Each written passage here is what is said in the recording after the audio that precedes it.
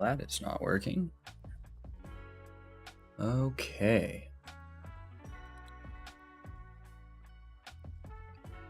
Just finishing off my dinner here. I think I'm gonna put up a... Oh, hang on, that's right.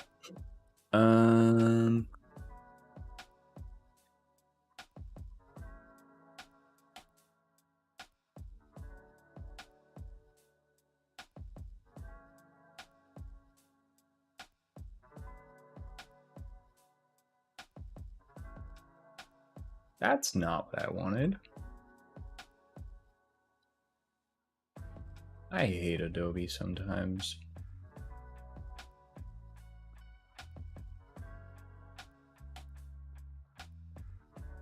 Good enough. Okay, shut that down. Yo, screw your cloud. My goodness.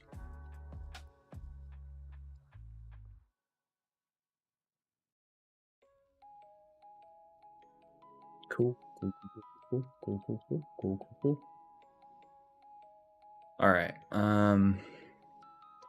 Yeah, I think I'm gonna do a 5 or 10 minutes starting soon because I'm gonna go and grab water and stuff, and I don't think many people are here yet anyways. So let's put up. Do I have a... Doesn't say the right thing, but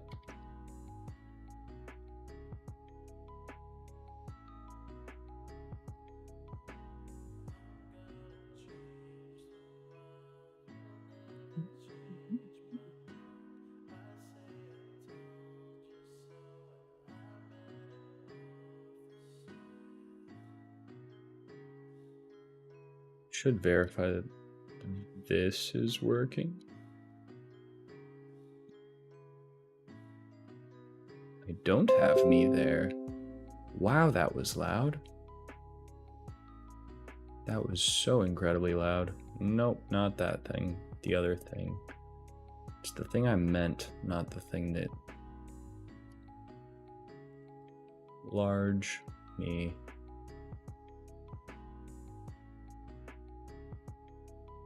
Ooh. Angle's a little off. But that works. This works.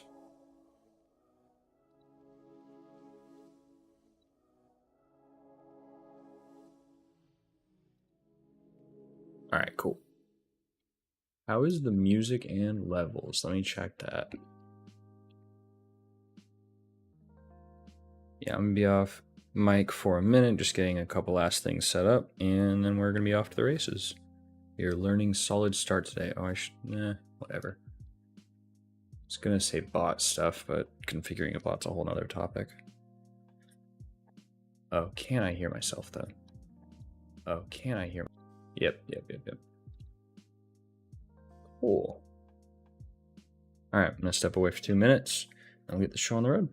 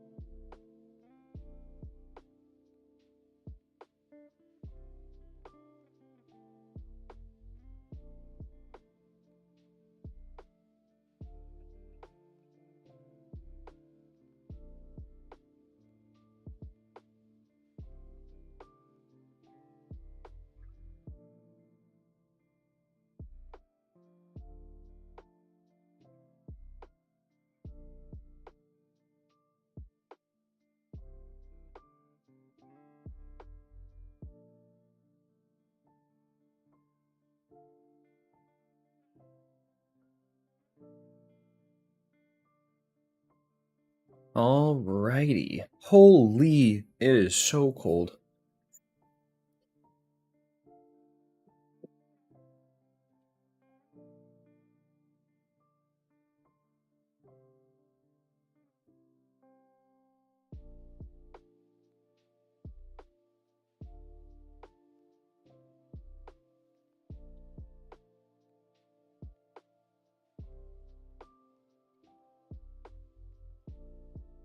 Oh my gosh, I gotta put pants on.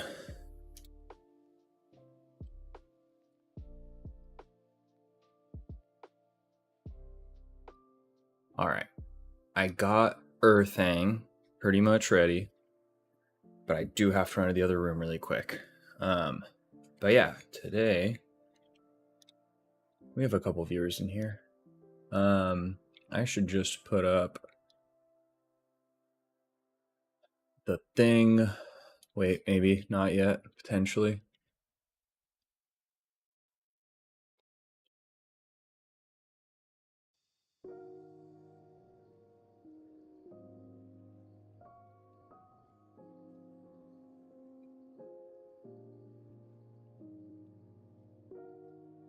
Okay.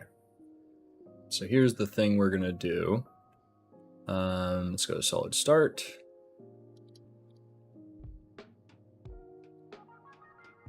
Make sure I'm in their Discord. Make sure I have my Discord on the right monitor. Yeah, neat. I should post there that I'm streaming. But yeah, so we're gonna be learning about SolidStart. I'm gonna be trying to set this all up and just having fun with it. I don't know too much about it. I know a bit about Solid. But yeah, we're just gonna be learning together. But I do need to run to the other room really fast, like 30 seconds. I promise you this won't even take that long. No, you won't even know I was gone. Wait, why are we on that again? Let's just leave this up. Cool. Yeah. Is there a more fun, like pretty images? They're an architecture image. We'll leave it right here. That's a good hook.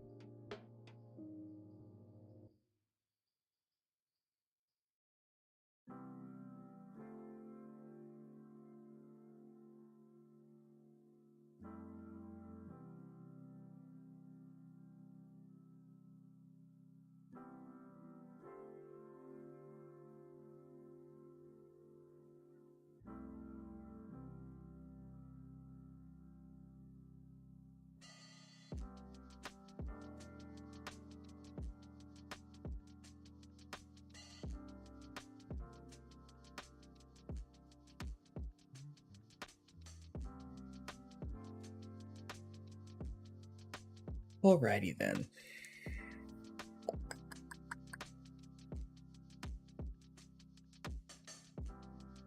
Boop, boop. Hey, get out of here, potential spam.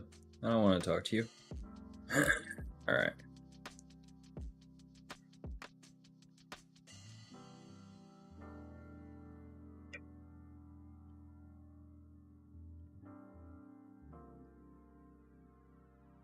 So, SolidStart is a framework around Solid. They call it a meta framework. So a framework built on top of another framework, powered by SolidJS and the Solid router. Oh, interesting. The Solid router is not considered to be part of SolidStart, but it gives you the ability to do different types of modern, reactive JavaScript framework rendering techniques. All right, try rendering first, rendering, streaming SSR, static site generation. Which if you've used like Next or looked at a lot of Next tutorials and stuff, you've probably encountered some of those. They have different patterns enabled by things like server-side props, and of course all the new server component stuff and cool things in Next 13. But yeah, so SolidStart is like, my understanding is it's sort of like the Gosh, I'm losing all the analogies. It's like Svelte kit for Svelte. It's like, to bun, right? Like React to Next, sort of. But they have cool approaches to a lot of stuff. I need an ice cream cone on stream. I hope that's okay. If eating really bothers you guys, let me know and I'll mute my camera.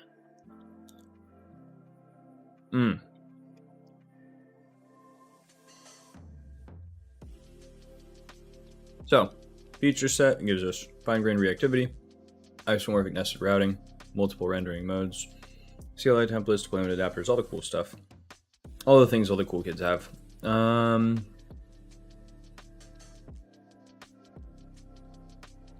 Interested in those deployment adapters. It's in beta, some stuff.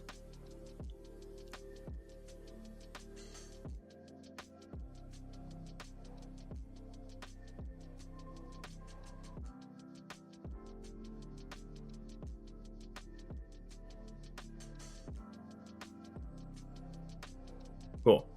So let's start with the project.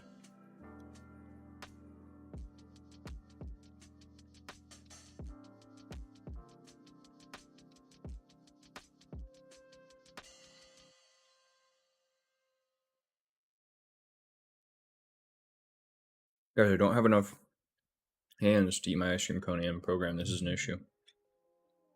I think ice cream cone gets prio though.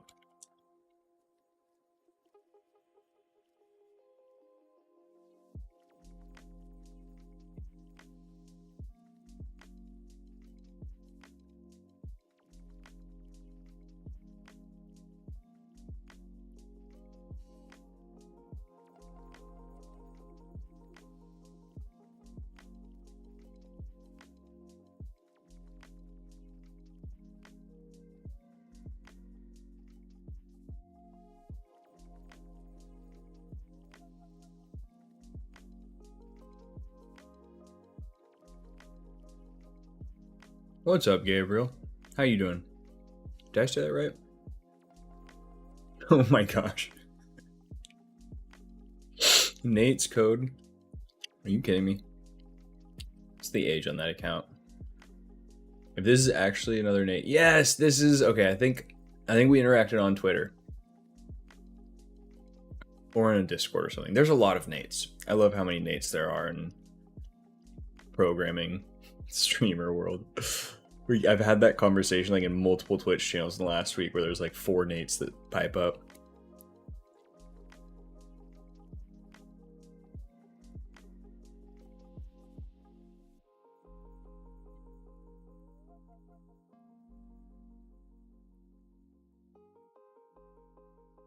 There's the most crumbly dessert ever, but I don't even mind because it's super tasty. And dairy free. Oh my gosh. I need to vacuum halfway through. All right. So we're getting our starter set up. Definitely bugs and some features might not work yet. If you encounter an issue, take a look at SolidStart issues. Don't want to know if it's already tracked. Which template do you want to use? Oh, interesting. So should we start with one of the templates?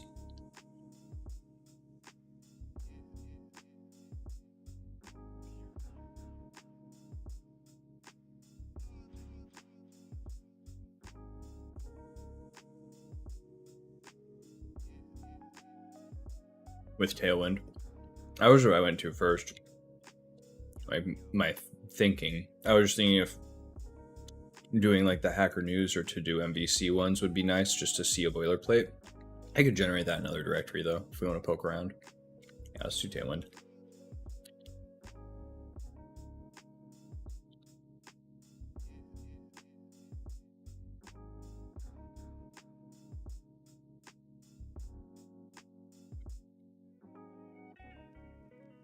Sorry for punching the mic. Oh, was Jacob Space? Damn, dude. Did that end or was that still going? That's one consequence of not being currently on Twitter right now. Definitely miss out on a lot of spaces.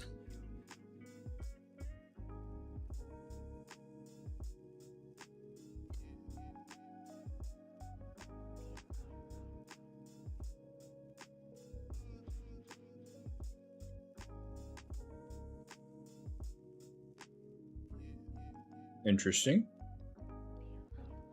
Cool.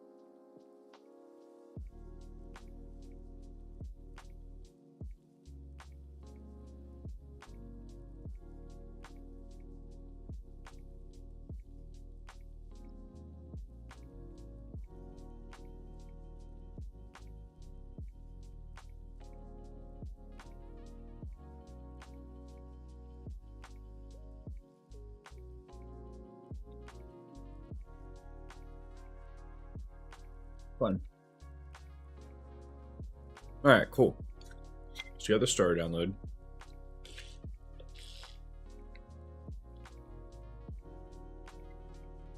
As you can see, we have some components. We have a routes folder, and then we have root.tsx, entry client, entry server.tsx. Like how I'm describing this as if I know anything about these, but yeah, it's a solid CLI. Gosh dang, dude, we need a quota. We need a solid jokes counter.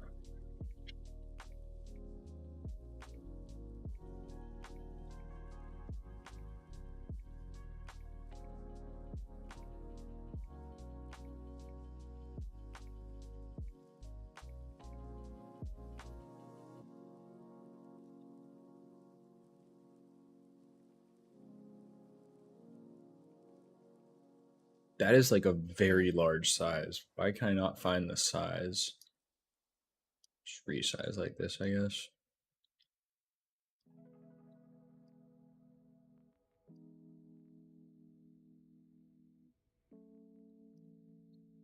All right, and there. That'll help the stream. You know, I don't know why I have these on the opposite sides I normally do. Also, NeoTree is really bugging me right now. This size is too big. I should figure out how to fix that, but I don't want to go into Vim config already. But yeah, so we got our app set up. We can see our app right here at localhost 3000. So if we want to take a look at root.tsx, for example, we can see we have a fairly simple root component here. It's a HTML document. We do have a suspense and an error boundary, but then we have capital A text that looks like a component clearly, and then routes, file routes, and that is it. We have some scripts at the bottom. But what I love about this is that routes bit, the fact that they have that file routes container in there means that we get basically the full, file-based routing where any component, any TypeScript or JavaScript page that's saved in this directory is going to be presented on the front end as a route. And as you can see, using their A tags, which are being imported from SolidStart, you can link to, right here. It just has the, well, let's open up home, I guess. Was it home or was it index? Yeah, index. Yeah, so index here we have just slash about works. So that's fun. Why do I look so angry on my tweet? Well, okay, so I don't know what the tweet is because I have been taking a break from Twitter this week. And so my wife legitimately tweeted something. She showed me the picture. It's from our honeymoon, I think. But it's me shirtless, which I was like, really, babe, are you gonna make me into a thirst trap right now? But she's in charge of my Twitter account this week, so if you see anything on Twitter, it's my wife, it's not me. I get to blame her. So angry.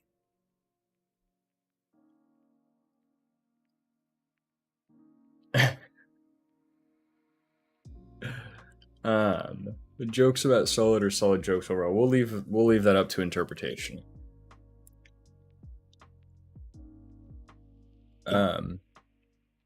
We have a white web page. It does kind of screw up the counter, I guess.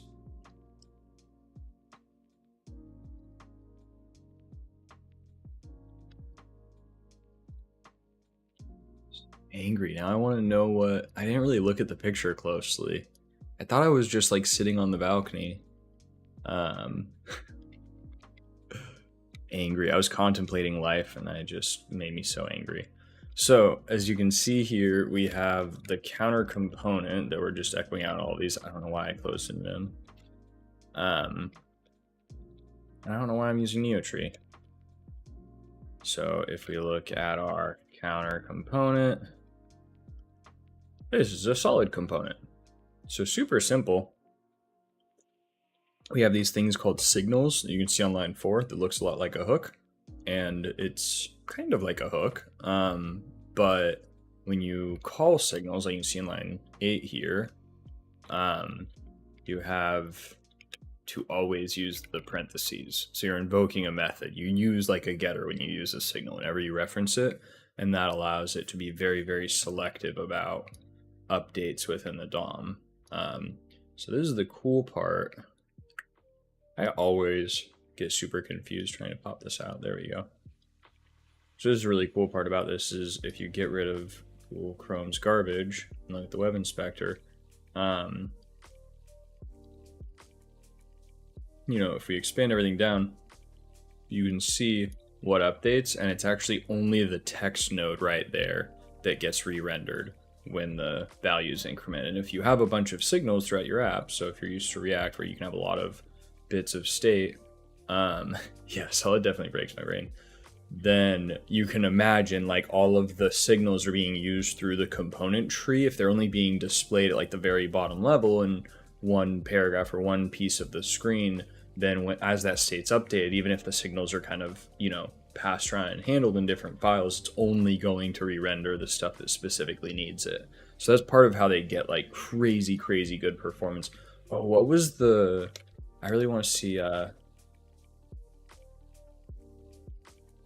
not know if this is Google's gonna work. I think this is the repo.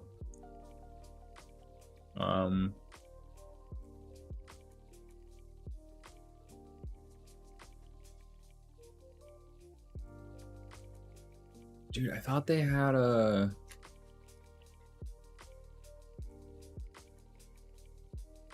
It was a blog post, solid-movies.app. This is the app, but I was trying to find the blog post where they have all of them. Oh, I'm under a responsive breakpoint. But yeah, so this is all solid.js. It feels like you're loading, and I love that on Theo's stream even got confused because the loading thing is up there, which, like, how does it work on GitHub? Is that the Chrome loader? Anyways, it just looks like the browser loader, but it's not actually loading. But the coolest part here was, of course, if you go to the network graph,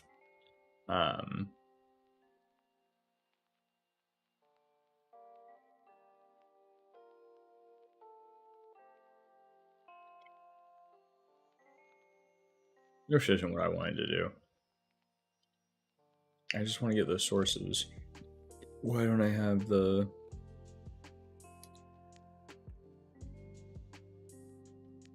There we go.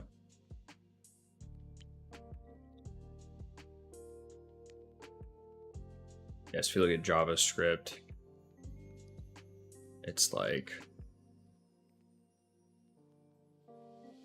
Well, it's all cached, I guess. That doesn't help. Anyways, I'm not a performance guy. I don't really know how to use profilers and stuff, but it's very snappy. It loads very quickly. Control-Shift-R to hard reload with refreshing the cache. I didn't even notice that reload. Yeah, like it's just incredibly performant, and it's because of the architecture and how they're doing stuff. So let's get in a bit more with... Oh, that's not where I wanted that window to go. Yeah, I wanted to find the blog post that Ryan... Is Ryan Carniato... Is it on his blog? That is gonna get me into Twitter. Man, dev.2, here we go.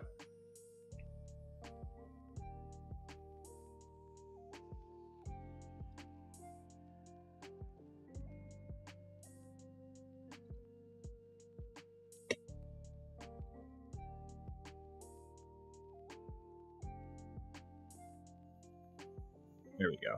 This is what I was looking for. Yeah, so it was like if you try the same. Like it's still fast, it's snappy. Oh, that's broken. But it's like it noticeably feels different. Angular.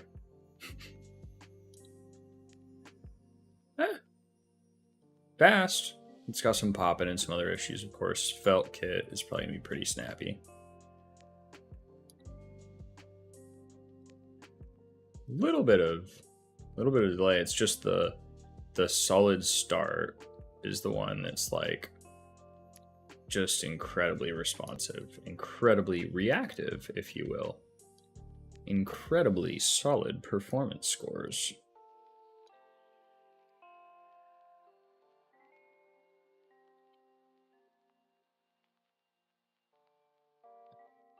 But yeah.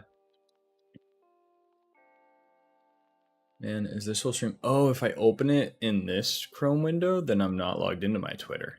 Big brain. I should be opening stuff on this profile. Oh, yeah, that's blog post. Perfect. Was this just posted like this week? November 7th. Yeah, that's since I got off of Twitter. I'm glad that I still hear about things from watching streams and stuff.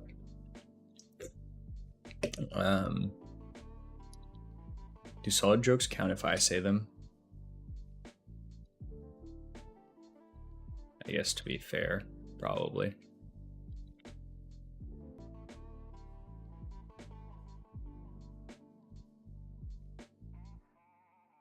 Yeah, exactly. The fact that, thank you, Kevin, was pointing out, just they had it in the blog here. Yeah, just the size. This is the JavaScript delivered. 13.2 kilobytes. What was...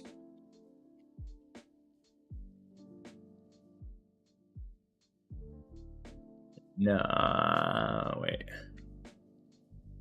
I want the MooTools website from like 2008 that had the little circle thingy you could drag. Where's the Wayback Machine?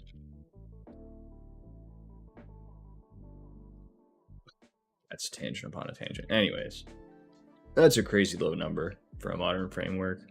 It's doing some really cool stuff, but yeah, Angular routing's fast, loading data and components is slow. Yep, that was exactly what that felt like, or felted. It's exactly what that felt like. So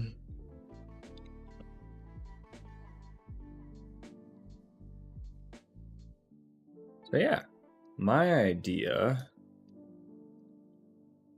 So I'm gonna draw out a little thing.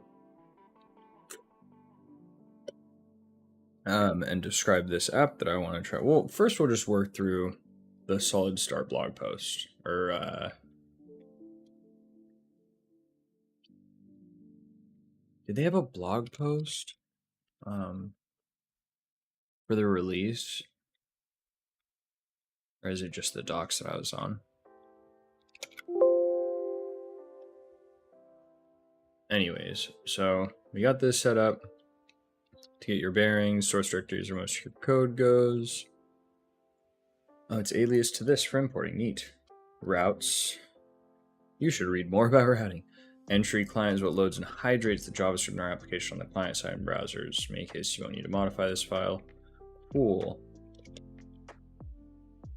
Let's take a look at that. Neat. There's a mount, start client, entry server. Handles requests on the server. In any case, you won't need to modify this file. Cool. But they do have details. Let's say that links off. This is where your app starts in the browser. See, this is so cool. I love, oh man. I love the fact that so much of Solid, like, they work in primitives so much that so much of their stuff feels like plumbing, because it kind of is. Like, they reveal such low-level primitives that, you know, things like that, like the fact they even mention these in the file, and it's kind of like, you probably won't need to update this, but then if you get into it, this is like everything you need to hook into any aspect of the life cycle. It also requires you to kind of understand the architecture quite a bit to really, you know, wrap your head around it. But root.tsx is the HTML root. So I think we looked at this one. Yeah, this was just the entry point. It has 2 links and file routes. So the fact that index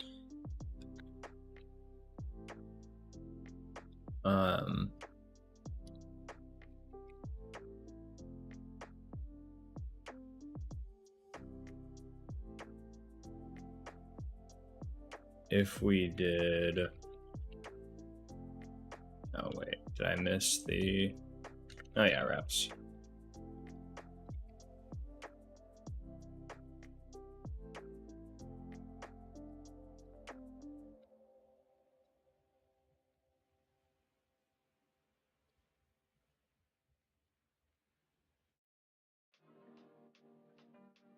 So now we have home and about.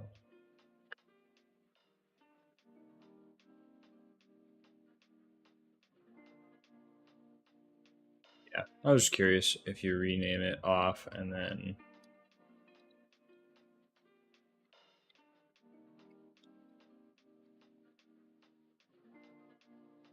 thinking about how I do that. But anyways, I don't want to go down that. I was wondering if there was going to be like a, well, no, I mean, that makes sense because they have the 404 route. Yep, so that's part of the routing. Okay, cool. I should keep reading. I'm just bouncing around a lot right now. All right, so routing. Okay. Routing is possibly the most important concept to understand. In SolidStart, everything starts through routes. They compile the initial request and almost every user interaction afterwards. In this section, you'll learn how to write basic routes, navigate between routes, and handle more complex / dynamic routing scenarios. There are 2 categories of routes: UI routes, which define the user interface in your app; API routes, which define data endpoints in your app. This section of the documentation will mainly focus on UI routes, but you can learn more about API routes in the API routes section. Creating pages. SolidStart uses file-based routing, so it means the directory structure file-based can use file-based routing. Directory structure will translate exactly how the route structure. Files in the route structure will be treated as routes. Directories will be treated as additional route segments. For UI routes, they can be used along with the parent layout component to form nested routes. Here are a few examples of files in our directory structure and how they would translate to routes. Yeah, okay. I like that they did Hogwarts.com for all of these. I appreciate that. There's some special file names that map to URL pattern. I'm gonna set a timer. I'm gonna set a timer for myself. Oh, and I should do.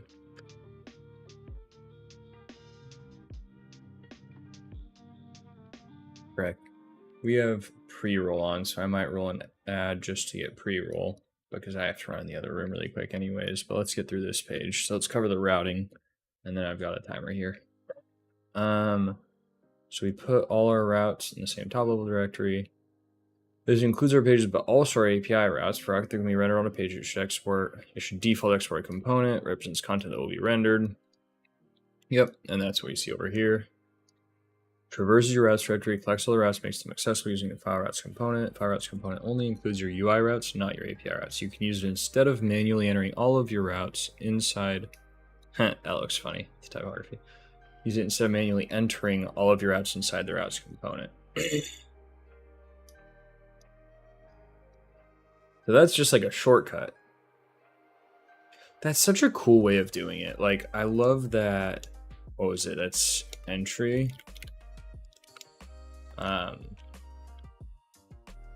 No.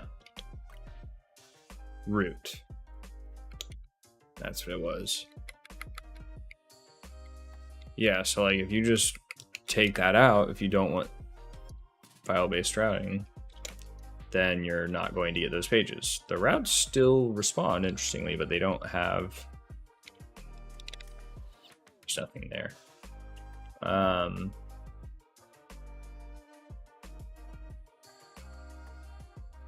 right. What was that? That was the solid guide.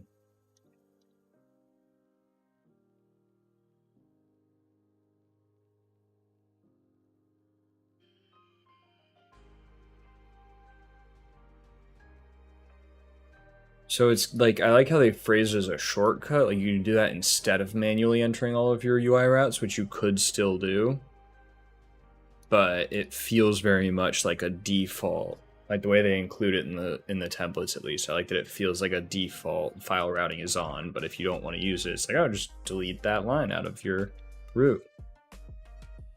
When the user can enter your app from any route, once they are in, you can provide them a while the user can enter your app from any route, once they are in, you can provide them a designed user experience. You need a way for the user to travel between your routes. The HTML spec has the A tag for this purpose. You can use A tags to add links between pages in your app, nothing special.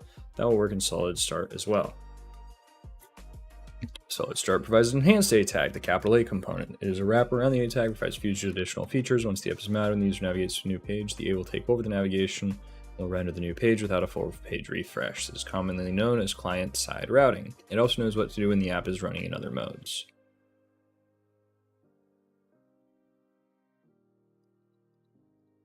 Enhanced anchor tag, you can add the href prop.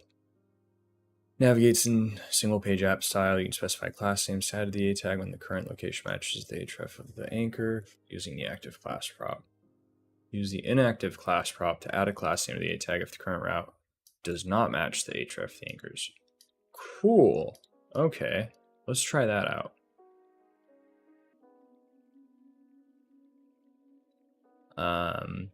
So we've got our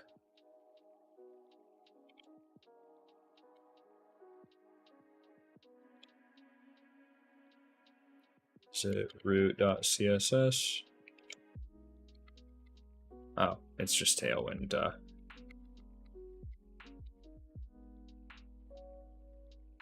Class MR2, it's the margin right? So we'll do. Now you guys will learn how much I don't know. Tailwind. Nope, not Tailwind UI.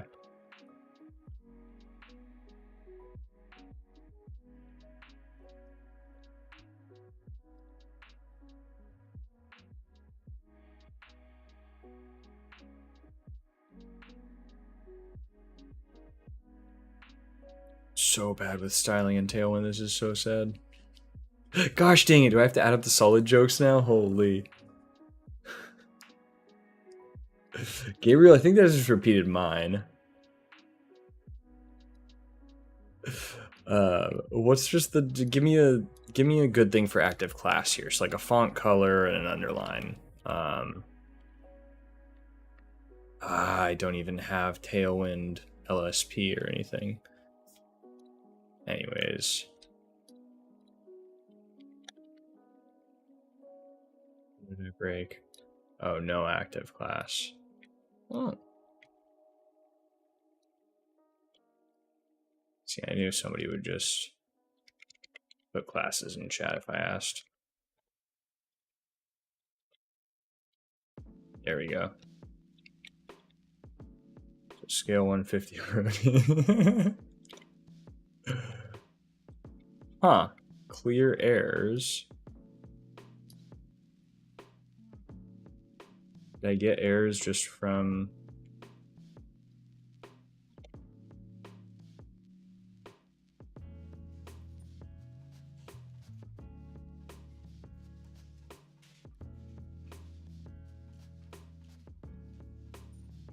What errors do I have? What did I do? How did I break something?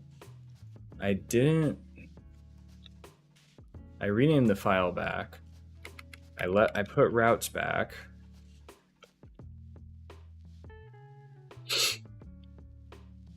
What have I done? Clear errors and retry. I don't even think I changed anything.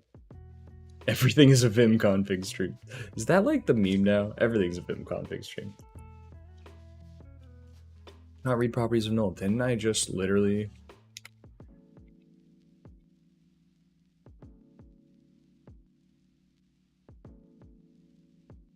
That's what it was. Where's the null? Where are you getting this null? What have I changed? What errors?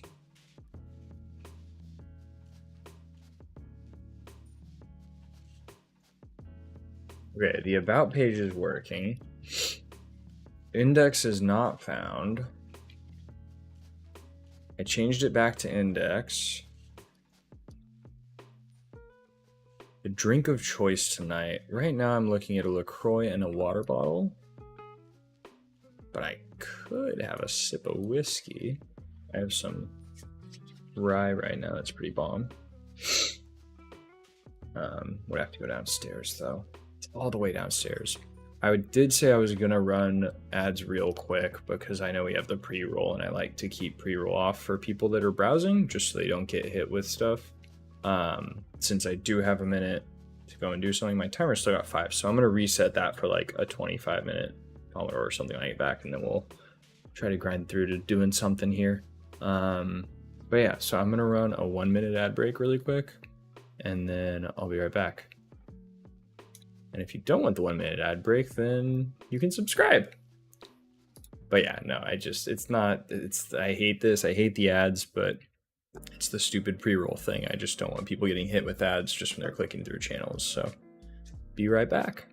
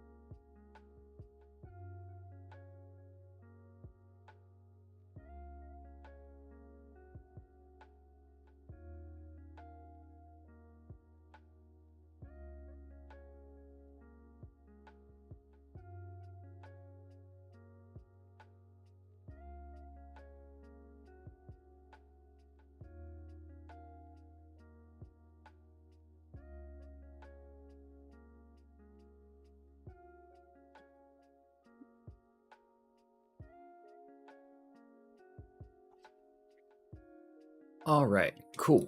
Let's get back into it. I'm going to set a 20-minute timer. Well, we have pre-roll off for 16 minutes, so I'll set a 16-minute timer, slam through some stuff. Akira, what is up? That's that person that's an OG. They're a mod on Rox's stream. Ooh. I don't really have a reason for this, but I'm going to shout out Rox because Akira reminded me of Rox. What the heck is his Twitch? Rockstar74. Okay. Rox K Star 74. In his previous life, Rox actually was a unrecognized command. Wow, did I really screw up shout out?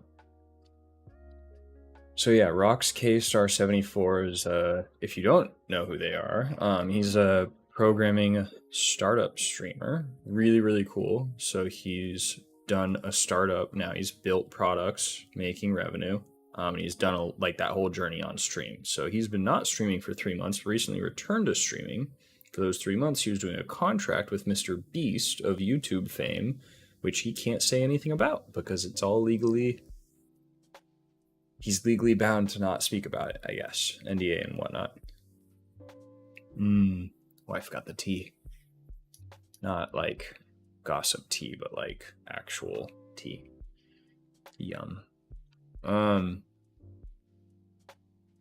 yeah, Rox is awesome. Like I was saying, his name is Rox K Star because he used to be traveling and was actually a Korean pop star of like the local karaoke scene, like pretty underground, but like apparently he just developed this rabid fan base, you know, in Korea. And so he's a very, very popular K-pop star, I believe. That's the origin story of that name. Dude, this size is very awkward for the docs because I want it to collapse.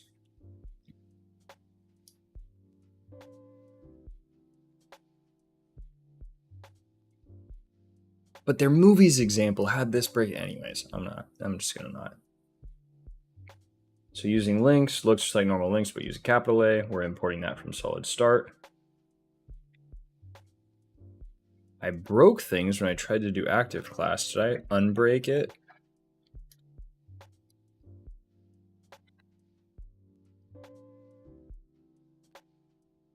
So now it's showing up like this is my home page.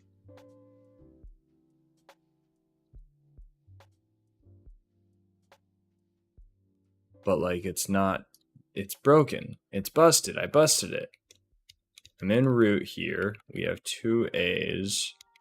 We have routes and file routes. Like I don't think I changed anything. I didn't get init this, but I should have. What is SolidStart? Hey, this is Jeff, I believe. Hey Jeff, good to see you. So SolidStart, yeah, can I do that? I don't think it.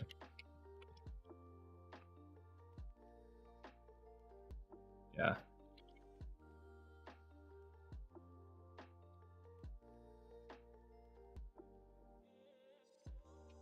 Now I can do it. But what did I break? See, this is the funny thing. So what are the files? It's entry client, entry server, root.tsx, routes about, routes index.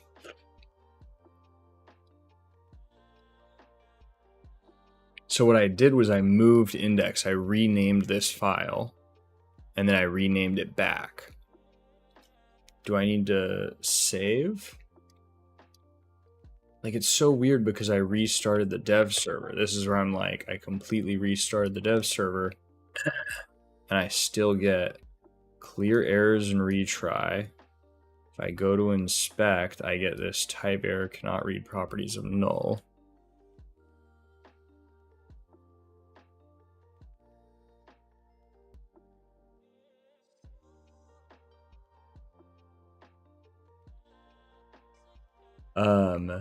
Well, I mean, no, so you're here at a good time because we're just learning about SolidStart. So, I mean, not 10 or 15 minutes ago, I was on this page, which Google will bring you to. It says, what is SolidStart?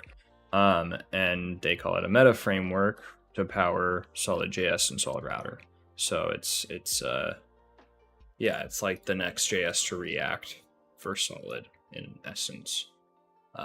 Meta framework around Solid.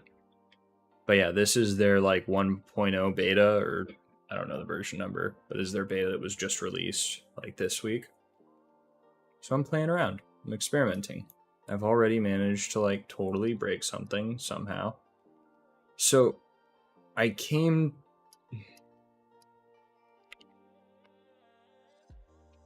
So this works, except clicks are busted.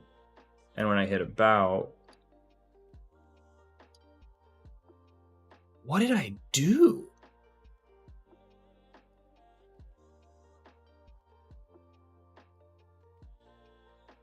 Now the about counter works, but the hello world counter is broken. Oh my gosh, don't troll me, Gabriel. There are several options for React. Use V, use Remix, use anything you want. Why am I doing get status? I just added this. Like, I'm about to reinit this project, but I'm just tripping out because I don't think I actually have any different code. So we've got our root file here. I didn't change any of the imports.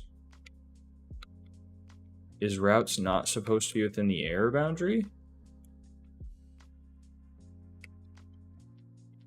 No, I don't think that matters. I don't think that's how it was. Yeah, no, it's completely busted.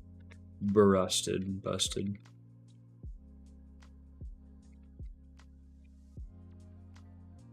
This is a weird... we have to increment the solid jokes. I think we have to increment it twice now, because I think Benton had one. Alright, so we've got 4 solid jokes.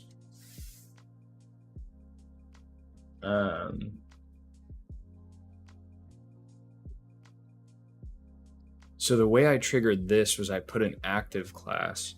Well, no, I renamed index and I renamed it back, but I thought it worked after I renamed it back, and then I put on a active class, which... And that doesn't make sense. It had to be the file renaming. Again, unless there's a way dumber thing in here. So index.tsx. Yeah, I definitely didn't touch this.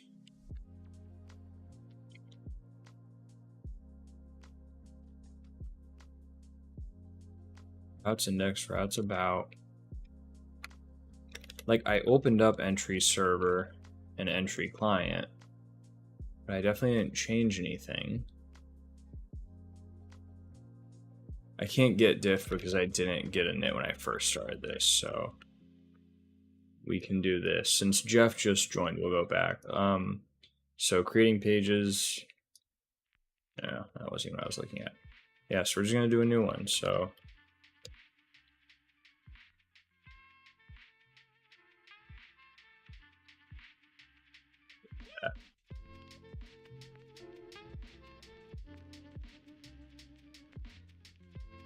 no, blah, blah, blah, blah.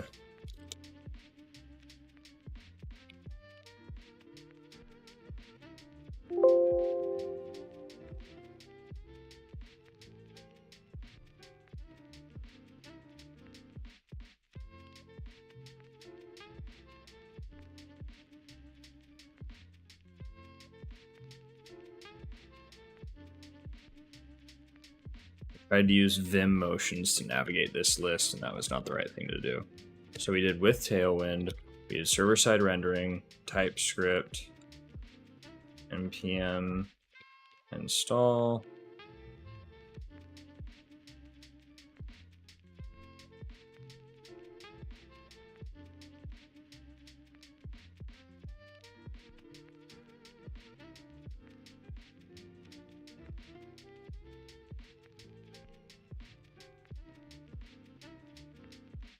Alright, so now we got everything under version control in our second one, but where was the npm run dev dash dash?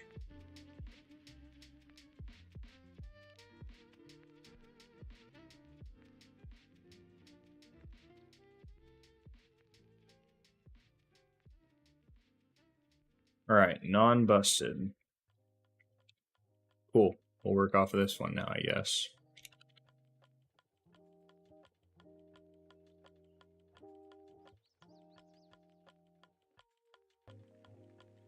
I'll diff the files later, but I legit have no idea what changed there. That was fun. Cool. So we did the project setup. We're going through routing. 6 minutes in this timer.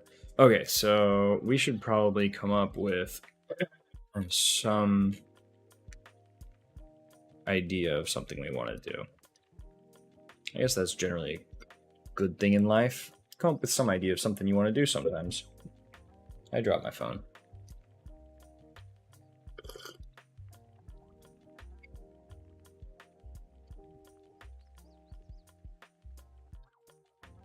So right now we have home and about. Let's say I want to do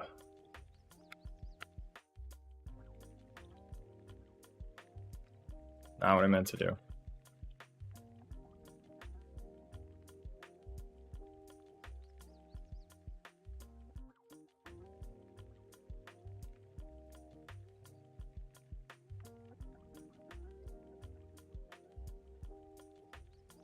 So we're gonna do. Let's think about this. So the app that I want to do is a manager for Twitter Spaces. So let's make spaces.tsx. And then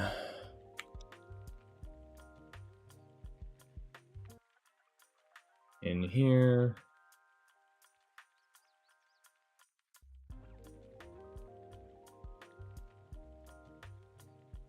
just gonna full screen this. Oh dear goodness.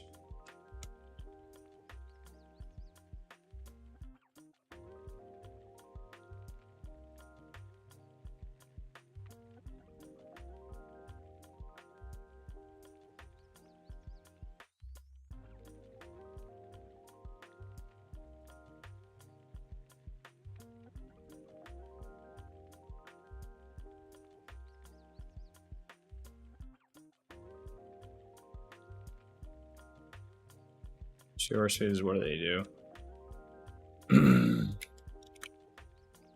Guess we'll make it pretty.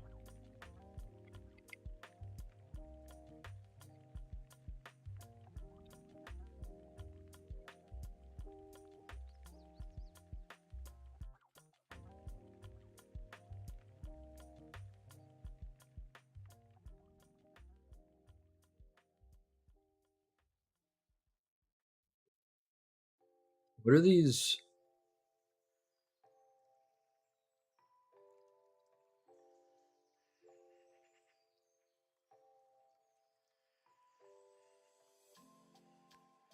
I guess this is the new ampersand NBSP.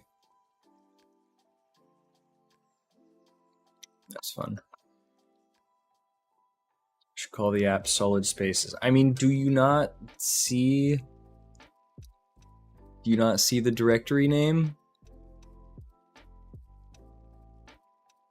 Not as original as you think, Akira. Thank you very much. Does that count as another solid joke, though?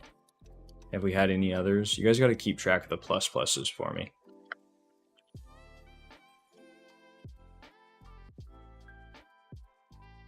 Gosh, Jeff, that's just like... It's low effort and it's a meta joke, but I mean, I'll give it to you. We're counting instances, not quality, so... I'm just not going to get any programming done at this rate. Alright, so we've got our spaces page. So now, thanks to the wondrous magic of file-based routing, we should just have... Okay. I didn't close my main tag, but that's not what this says. There we go. But I got an error. Fun. Is it the same cannot read properties of null?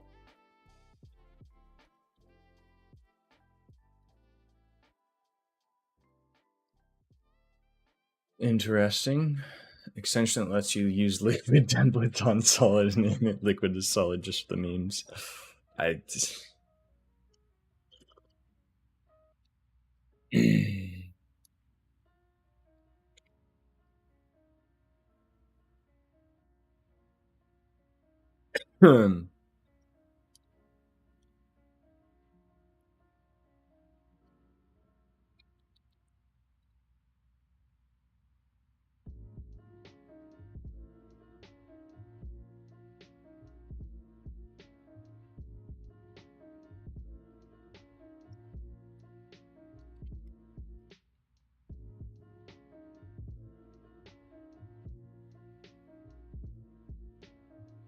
Would this be like a code gen probably?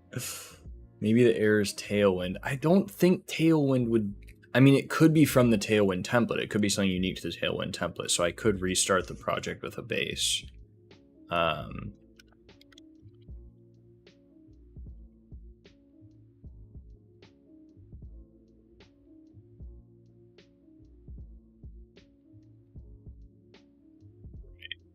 of like an MDX kind of thing, yeah. No. I don't know what this error is though, and I'm not getting anything in my console. I mean, we can see the get there. When I click clear errors and retry, that's when I get the 400, but it's stacking on top of my actual page.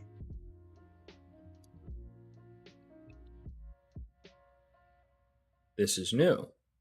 Before, it was putting the index route at the bottom when it was breaking. Now the index route and the about page route are working, but they're getting the spaces route at the bottom. Interesting. Regardless, we're going to restart once again. So let's get out of here. It's this guy.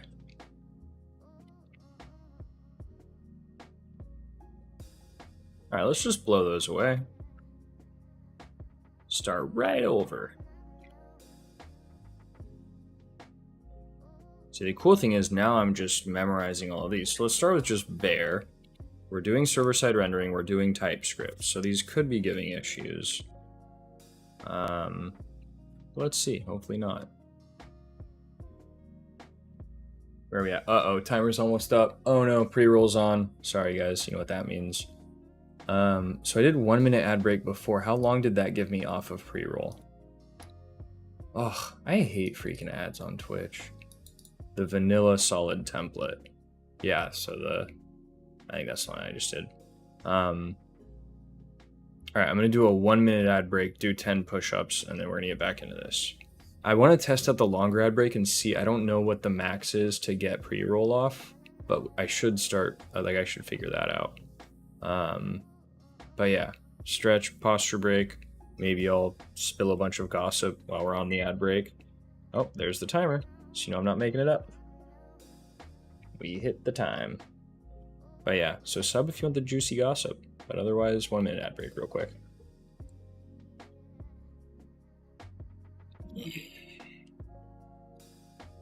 Like Twitch.tv has made me into a network television host. I freaking hate it. Solid jokes plus up. Plus. Jeff, wait, what juicy gossip? Sucks to suck. Should have subbed.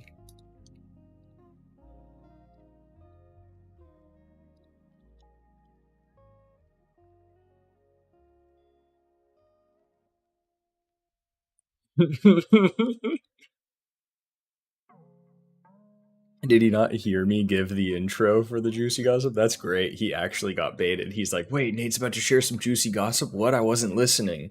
And then an ad hit him in the face. He's like, oh no, now I'll never know the juicy gossip.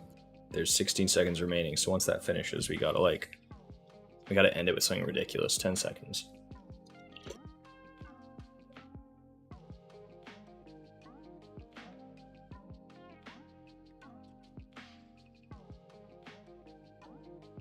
And that was when he said, dude, I still don't think it's legal to have an elephant in here. Sorry, what's up, guys? Were you here with the... Jeff got in with the tier 1. Thank you very much for the subscription. I was saying you must have not been paying attention because I did the whole spiel about oh, I'm going to do an ad break. So, here's the juicy gossip. And then I feel like you weren't listening and then got baited just because you heard the word gossip and you were not aware of what was going on. Oh, word. Thank you very much for the sub. Really appreciate that. Jeff. Vinny. Good luck, dude. I know that life. My wife's on kid going to bed duty tonight, so best of luck to her. I'll probably take an ad break and go say goodnight to him when it does come time, but so yeah, I'm hitting a weird bug here, and I don't know if it's a me thing or it's a SolidStart thing, but It appears to be file-based routing. It appears to be with the Tailwind starter. So now we're going to do it with the Bear starter.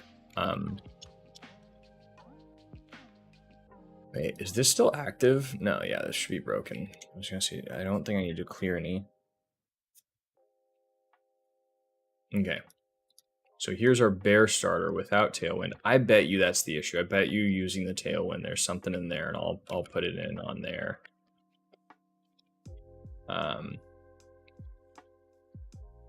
I'll try to file something on GitHub tonight. Okay, so now if we look at our index route, we look at our root component. Same stuff, just minus some Tailwind. We've got basic CSS. Oh my gosh, Akira Lane with 10 gift subs. My wife got a sub. Holy, that's like, I know every one of those names because this is such a small viewer stream. Thank you very much, Akira. Oh my gosh, and we're close to a hype train now. That's very hype. Thank you so much. I appreciate that. I appreciate you, and I love that I know like every name of a person that just got a sub. And Gabriel did.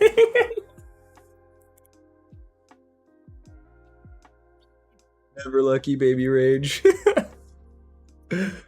That's hilarious. Oh man. Yeah, so I know Eric codes.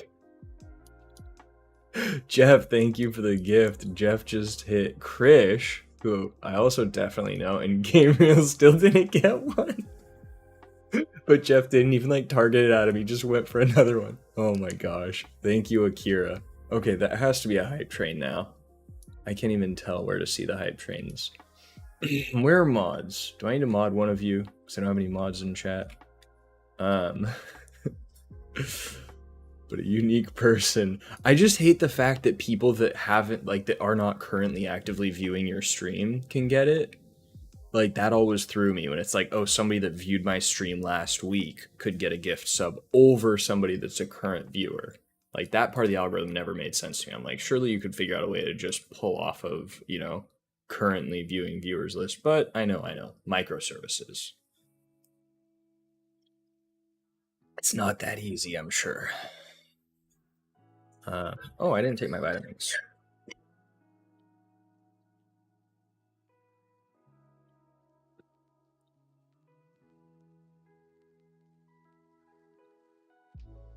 Total viewing / interaction time, it could be that. So hang out more. Gosh. It is nice for engagement that way, Jeff. So he's like, oh wow, I got gifted a sub, I'm gonna check it out. And I am hoping to get consistent with my streaming schedule this week, so we'll have more streams going on, more stuff happening. I'm just baffled by this bug that I was able to hit. So let's see if we hit it here. We've got our index, we've got our about. I'm not moving any files, I'm not renaming any files. I am going to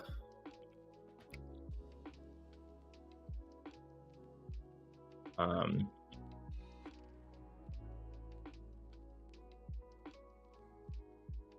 gonna go ahead and add stuff to Git so that I do know if I screw something up. Okay. This has to be a me thing. I literally just did a brand new.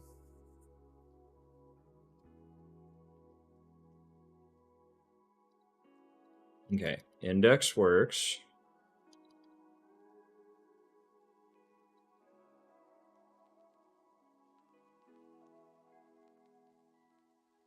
Ooh, you could stream full time right now? What's going on, Jeff?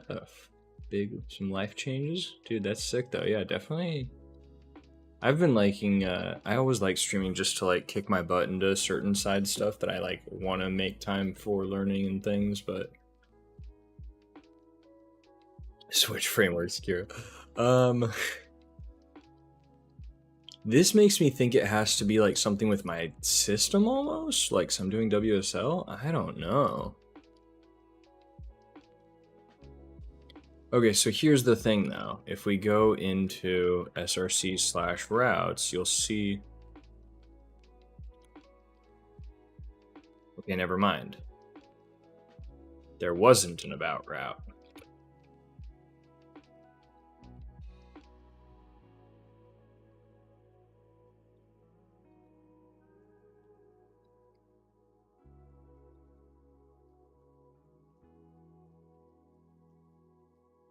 I would do it.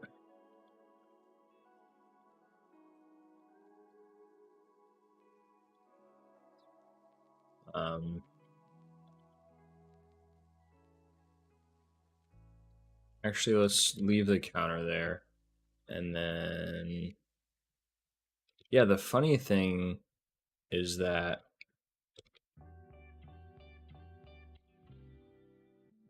like I didn't add this line, did I? They include a link to an about page in the starter, but they don't have the about file in there.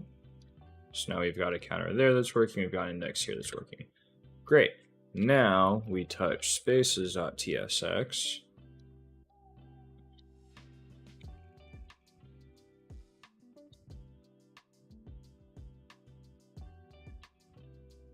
You don't need counter anymore.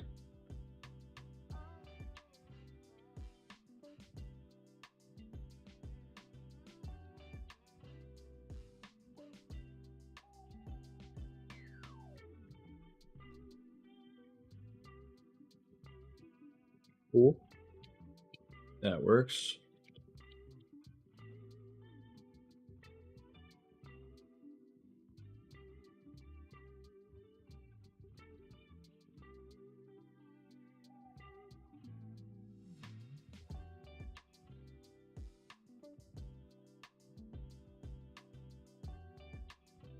Cool. Okay. Yeah, all the routing stuff seems to be working well on the vanilla one, other than the fact they didn't have an about route. Yeah, release like now we're going, yeah, that's fair. Vim is always the problem. No, we don't allow Vim haters around these parts. It's don't take back the sub, Akira. You can stay. Don't worry. I'm the Vim fanboy here. I'm not giving the sub back.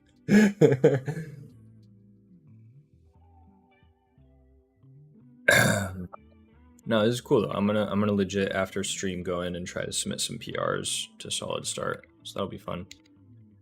I almost like, should I mention, do they have a showcase thing?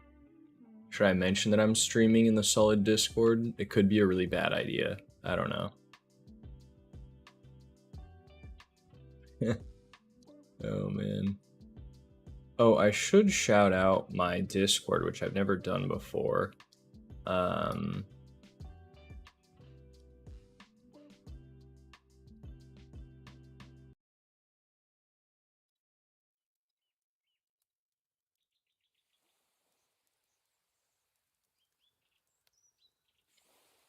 All right, cool.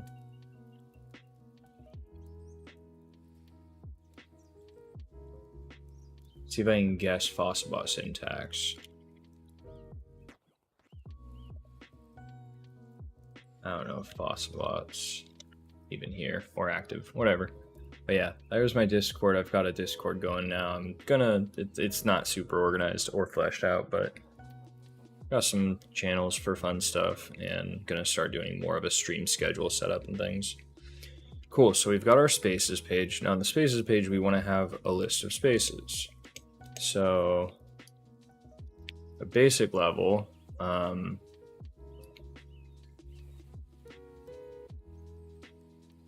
should I think about this from?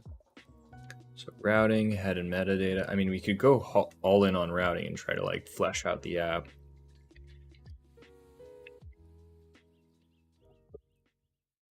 Primary way of redirecting from route to learners, use the navigate component in JSX. Okay, that makes sense. Dynamic routes that can match any value for one segment of the route. Cool. So SolidStart dynamic routes are defined using square brackets. So ID is a dynamic route. Catch-all routes that can match any value for any number of segments. So that's the ... syntax. Post will be a property on the params object that is returned by the use params hook. It will be a string with the value of the dynamic segment, so you have to break it out by the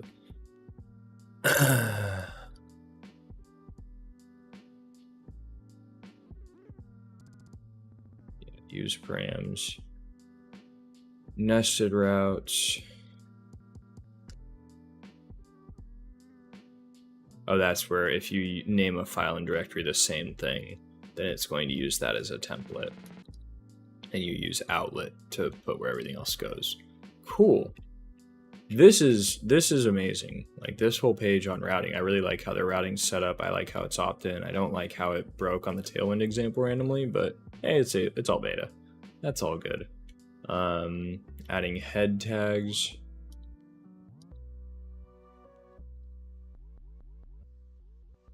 Yes, that's just edit it in root. Adding a default fallback title, common meta tags, style sheets. Yep. Inside a route component, these tags will be applied for that specific route only. Oh, right. So you can still define head tags like the title. Cool. Means that is lower in the tree takes precedence. This means that the title component used inside a route component will override the title component used in the head component. If you go to route without a title component, the head component's title component will be used. Makes sense.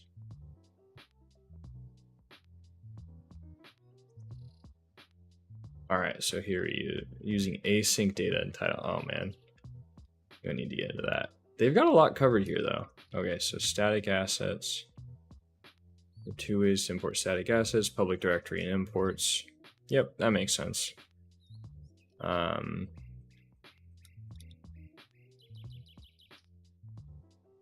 Artist drivers for choosing public directories whether you want to link to your assets change. And you update it. You fully control the URL path to all public directory assets. Therefore, you make sure any links to those assets never change. When using imports, the file name is hashed, and therefore will not be predictable over time. Beneficial for cache busting, but detrimental if you want to send someone a link to the asset. Yep, that makes sense.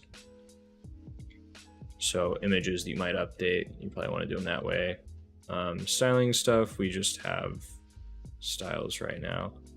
Vite CSS modules, interesting. To do, can use Tailwind, etc. Maybe this is the issue with the Tailwind one. Gabriel, it's not even like that was these are such low effort. I also need to add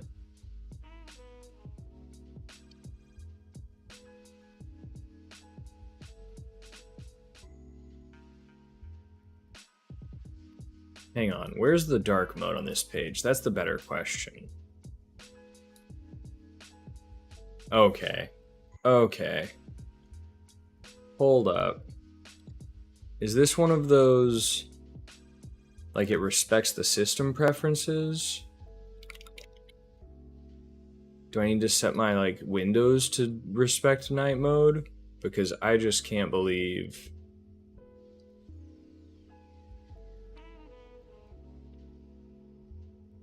Are you kidding me? Nobody made a... No, that's PRs. Whoops.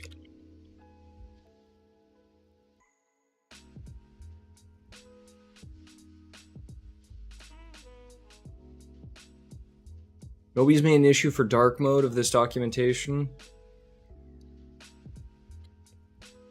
Disappointed. Okay, did I already increment the joke? We're at 7.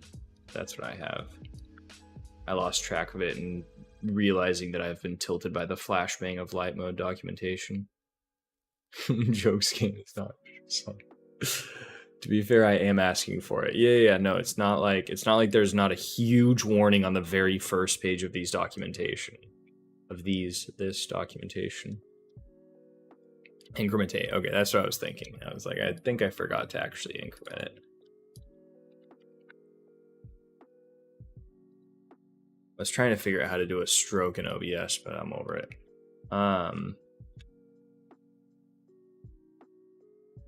Oh man, they've got mono repo support. Wild. I like that. I'm curious if anything they recently did.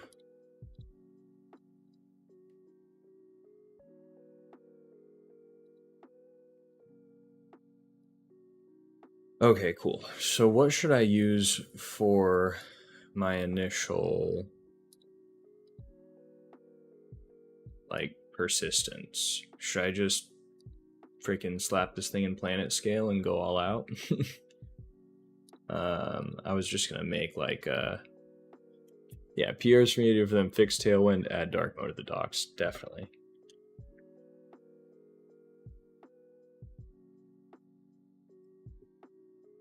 Ooh, that tea was tasty.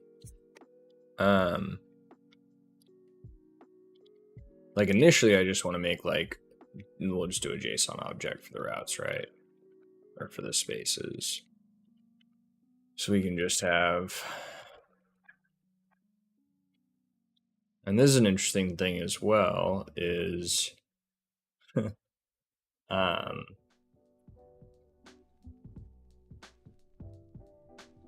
make these like full objects, so, oh gosh. Am I trolling? This is JSON, I need quotes, right? Or do I not? I don't know. Linter is confused, so.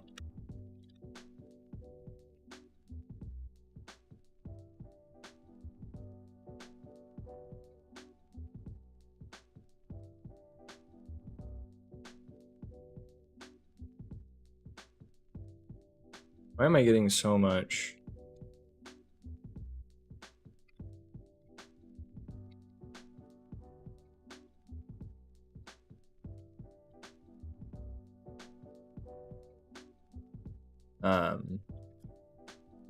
What was I gonna say?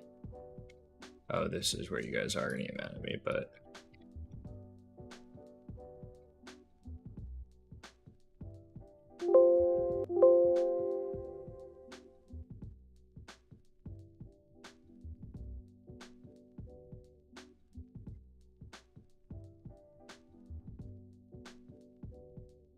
yeah, that alert, I need to figure out how to disable that.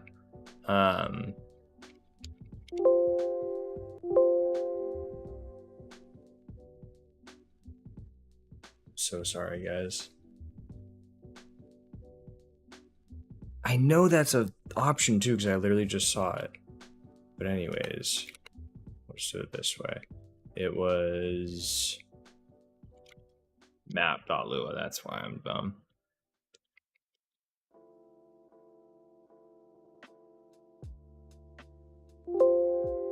Oh, why does it do it there? Why did I bind my...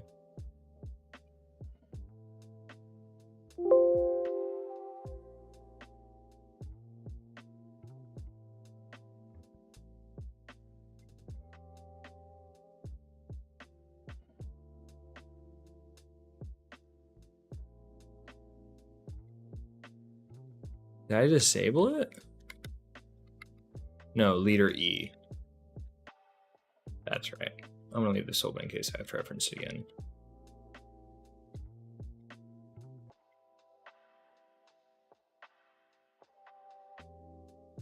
Volume mixer and system sounds. That's a good call, actually.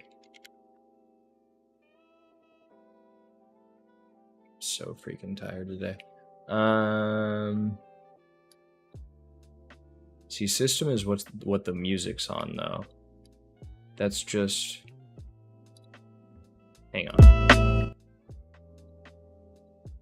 Let's drag that down first. Sorry, stream. That's why I have my music player really low. So the system... Okay. Now we shouldn't deafen people at least.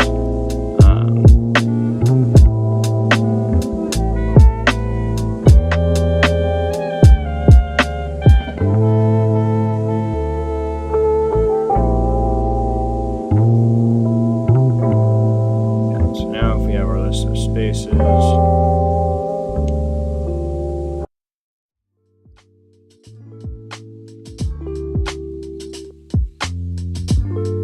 just like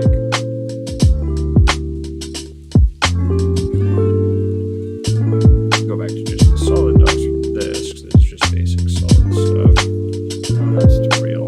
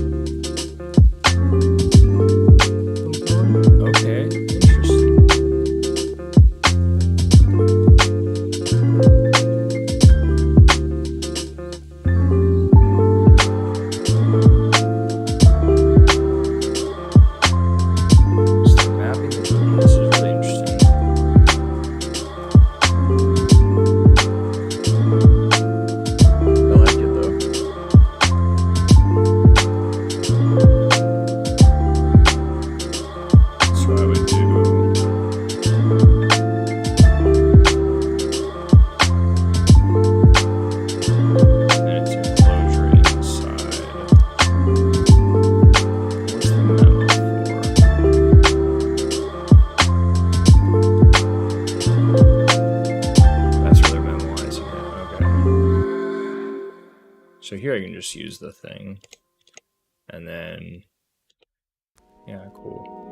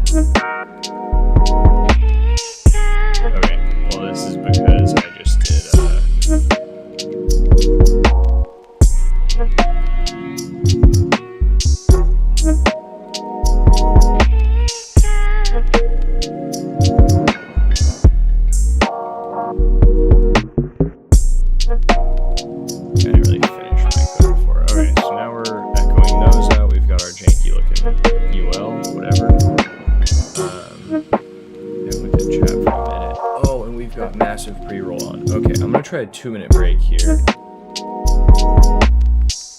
Am I too loud now?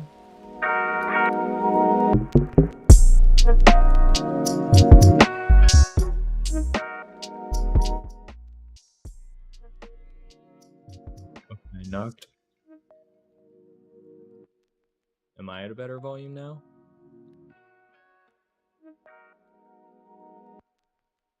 Why did that go up?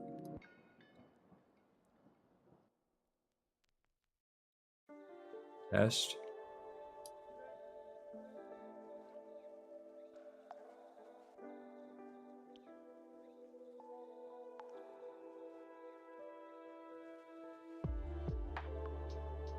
Thank you guys for yelling at me.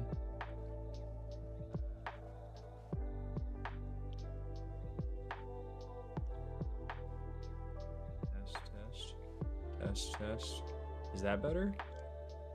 My game just shot up.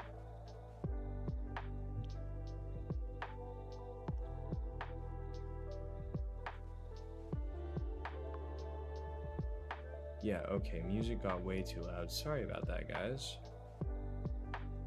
Sorry to break everybody's ears a bit.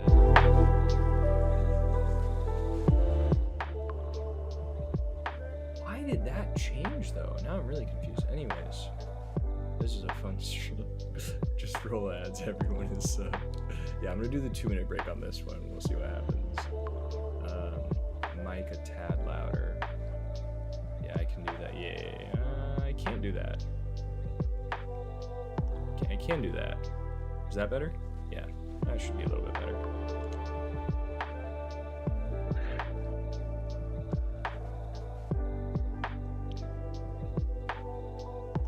Music is loud again. It's looking better. Now it should be a bit below my voice. Okay. All right, we're doing great. I'm just reading the things you guys said like 2 minutes after you said it. Yeah, no, this is the high quality gossip. All right, awesome. But yeah, so that's an easy little example. I like their 4 component here. Oh wait, this is ad time. What's the hot gossip? Shoot him on the spot. I don't have any hot goss. I'm excited for, I mean, this isn't really gossip, but Theo's stream with Ryan Carniato today was freaking sick. That was why I am doing SolidStart now, because I mean I've been interested since I saw that it was released. I was looking at SolidStart actually like a month or 2 ago when they didn't have any docs, and I went in a couple times to like try to figure it out, but I didn't even know much about Solid at that point. I was really fresh on new frameworks, and so I'll admit I didn't make it that far in SolidStart back then. But when I saw the launch, I was like, oh nice, let's check it out again. I'm still like, I'm just a noob in general, so excuse me if I'm slow on stuff. But yeah, no, that stream today was awesome though, and the hot gossip is I've heard of I've heard of a couple guests, but there's a guest coming up for Theo that I'm super pumped about. So stay tuned to Theo's streams because he gave up on the web a long time ago. Yeah. Theo's got some really good guests coming up, so I'm pretty pumped for that. Know if you can ever come back to the web. I mean, there's some cool stuff. I feel like the web's getting around to a point where it's really fun because, like, I was big, you know, I started in web development when PHP was awesome before Laravel existed, which arguably some would say PHP's never been awesome. But I feel like it's coming around now. I love the Astro memes where they're just like, you know, they have the Astro head matter tags and the Scooby-Doo meme where they're pulling the mask off the villain and the mask underneath it's just PHP tags. Because in some ways we're kind of going back to the old school, you know, we're going back to delivering HTML and dealing in HTML and pre-processing things. Web dev isn't that hard, man. It's not that difficult. What did I break down here though? This is giving me an error now. Cannot find name 4. So that's an interesting one. Is that supposed to be...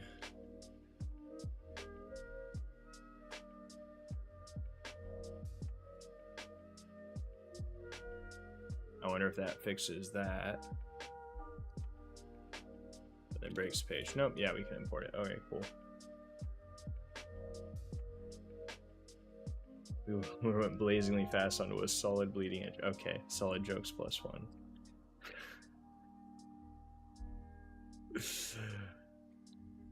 Yeah, Jeff, I don't know. I go back and forth. Sometimes I get sick of it because I definitely like. All right, solid jokes was at 8. Now we're at 9. I definitely noped out of a lot of web development. You know what? There's one website here that I am in control of that I can.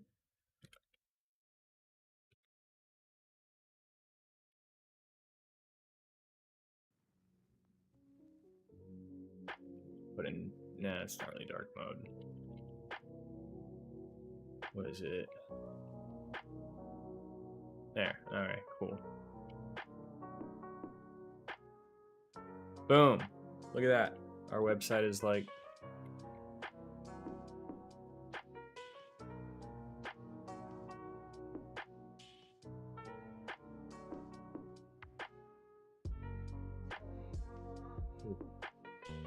Look at that.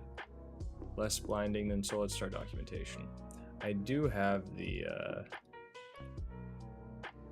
whatchamacallit, janky dark mode. Maybe I don't. Maybe I removed that. Okay. See, this is cool. Like, if I'm ever trying to get my lighting dialed in and my ring light is dead, and I want to get that good, you know, coverage on my face, I can just open up SolidStart documentation on my monitor, and then it's like perfect lighting.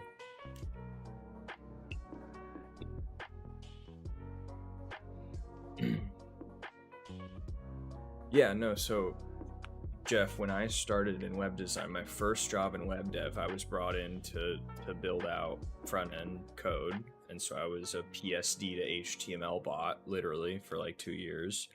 And when I started, the head of production guy before me was using Dreamweaver with spacer GIFs. So they were doing table-based layouts with spacer GIFs.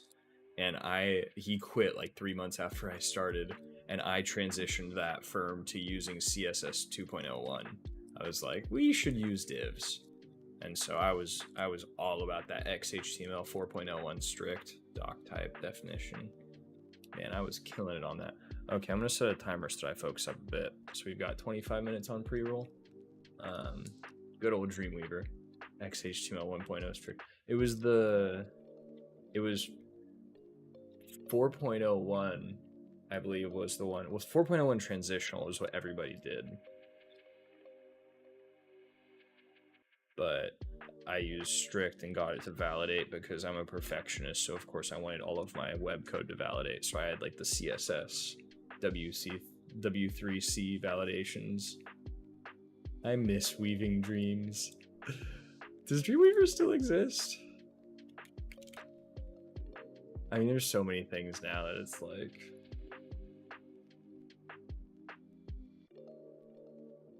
No way.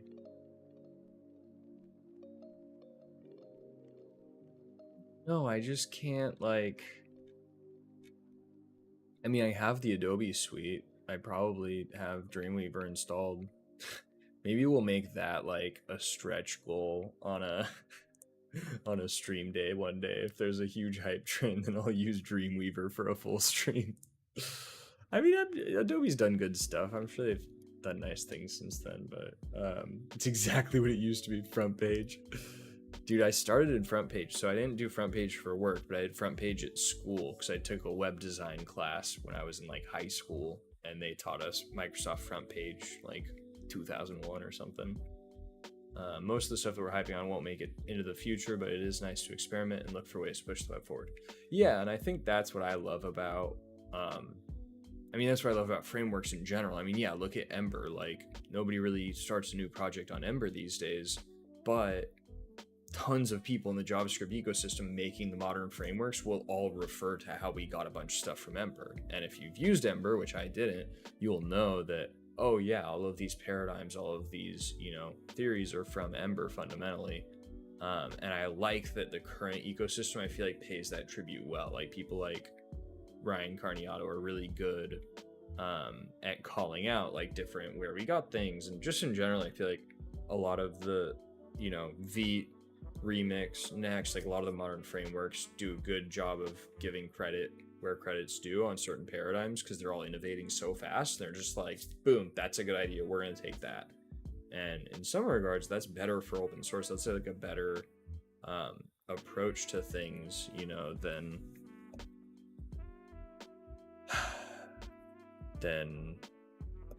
I don't know, super tightly guarding your ideas and stuff. So I'm pretty pumped about it, but it does feel like a treadmill at times. So I noped out of web development for like the early React years. I went to full API developer for a while, and I was just having a blast with Ruby and Rails.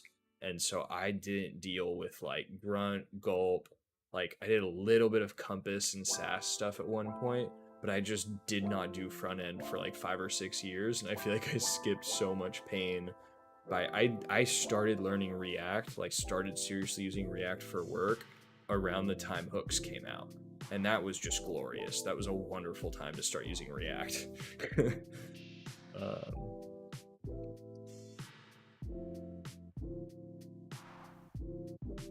Yeah, Gabriel is one of the young bucks that definitely makes us feel old. But I mean, I love the fact that so much of the online communities now are so like, oh my gosh, I'm blown away by some of the younger devs in open source right now. Just so many brilliant, talented people. Nexel, Sachin, Alex. I don't know, Tanner strikes me as younger, but I don't actually know how old he is. But anyways, point being, there's a lot of you out there a lot younger than me that are way smarter than me at coding. So it's a cool time, and that group is contributing to open source and pushing the web forward. And that's the part that gives me really a lot of hope. It gives me mad imposter syndrome. Yeah, that's what I struggle with. Like when I'm staring at code on a stream and can't remember how to write a basic React component, I feel like an idiot. And I know like freaking everybody these days could run laps around me, but this for construct is cool. I feel silly that I didn't know it, but I'm also like looking for the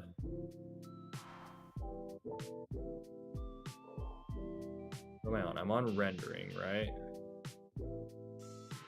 Tips for using with TypeScript, I should get that.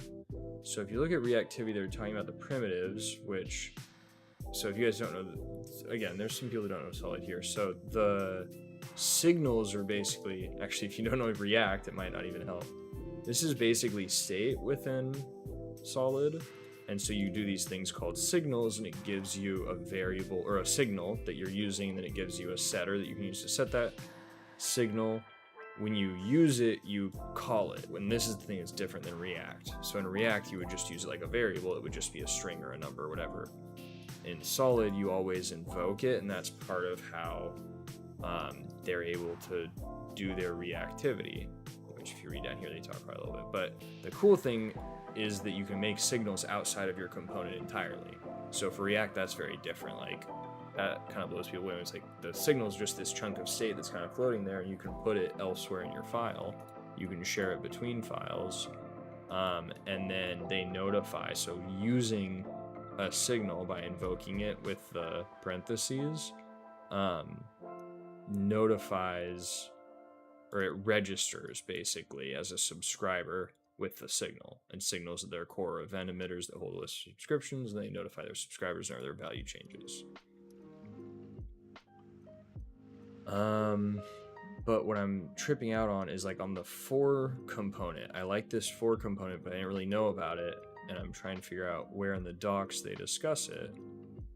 A single child is a single value on props.children. Multiple children is handled via an array of values. Normally you pass them through the JSX view. See, this feels like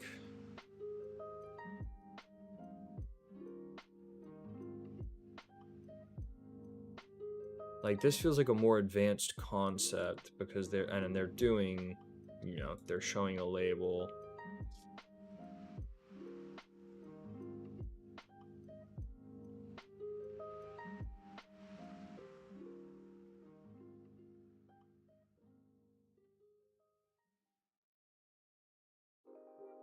So in both cases, you're using props.children.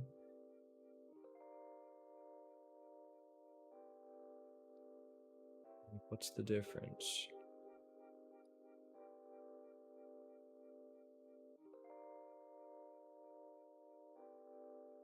This is confusing me now. I don't understand the...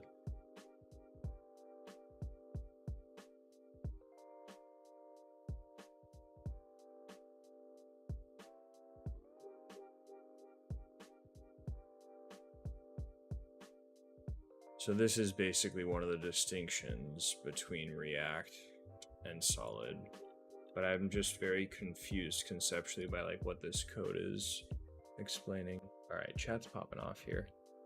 Oh wow, we're up to 15 viewers. Hello friends, hello new viewers. We've got that pre-roll off so people can hang out.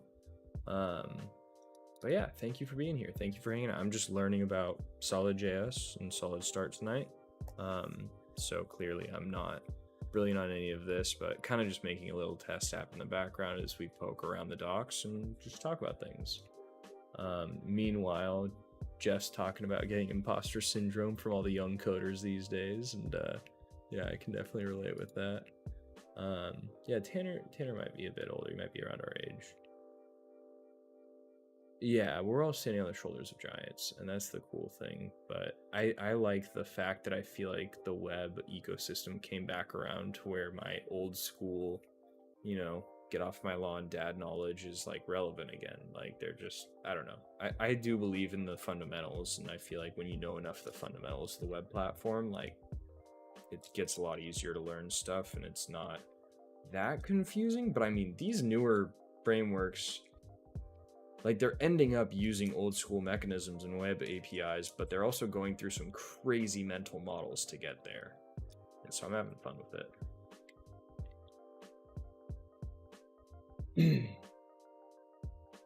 So a single child is a single value on props.children, and multiple children is handled via an array of values. This doesn't look any different.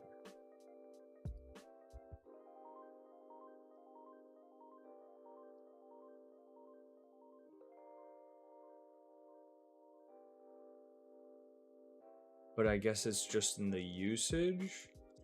Like they say it says an array, but then they don't do anything with this. This list example makes more sense because they're mapping props.children with this for component. The funny thing is I learned about this for component from this snippet and was just like, oh cool, for component. But I would expect to learn about that in like a simpler section that just says like, oh, looping over things. Yeah, what's your props? So we start with defining properties.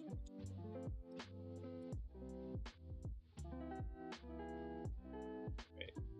So this is the property, greeting equals hello. This is where we use a dynamic. So we're using the signal for the greeting. And we have the props argument.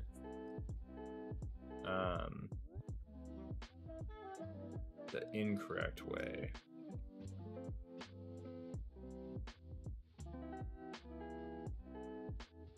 Yeah, so you don't do this like destructuring like we do in React. Well, it looks like a normal object when you use it. Well, it is typed like a normal object. In reality, it is reactive, somewhat similar to a signal. It has a few implications. Unlike most JSX frameworks, function components are only executed once rather than every render cycle. The following example will not work as expected. See, this is the big mental model break that's hard coming from React, is that React, you're so used to the render cycle, but in Solid, function components are executed once, and then that's that gives you the HTML, which they're then targeting for for hydration or for re-renders as it lives. Man, chat is really popping off. Dan is pretty young. Oh, who else? Man, I can't remember now. There's another one that's a super young guy. But yeah, I started coding around 12 or 13, I think. I go back to like HTML and stuff. Actually, no, my first thing I coded was hacking Windows registry values. So I started like hacking into all the stuff in the Windows registry just to reskin my UI. I reskinned the crap out of Windows, and I did custom themes. I changed my boot image, so like at school I would change all the boot images to be the upside down boot logo, so when you turn on a computer at school it looked like, you know, Microsoft Windows, but it was upside down. That was always fun. So yeah, if you count that as coding, which it kind of wasn't, like I had to learn to do some code stuff to do some of that, but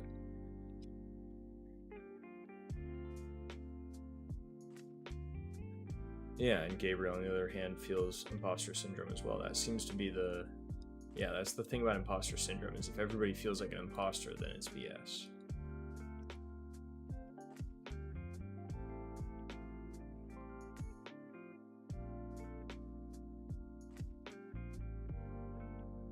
Jeff, I'm kind of at the same point with you. I can't really keep pace with the TypeScript wizards and stuff unless they're talking at that higher level.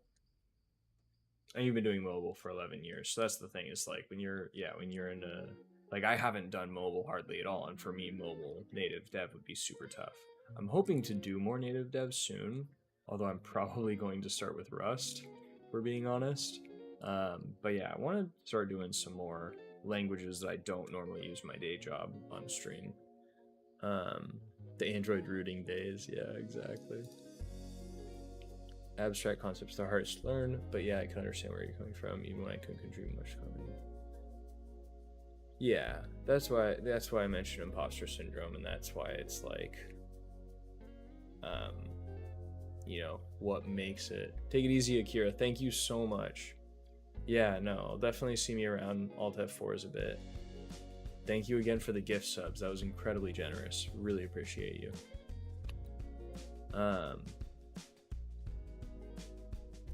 I love that your first tech experience is rooting an Android tablet.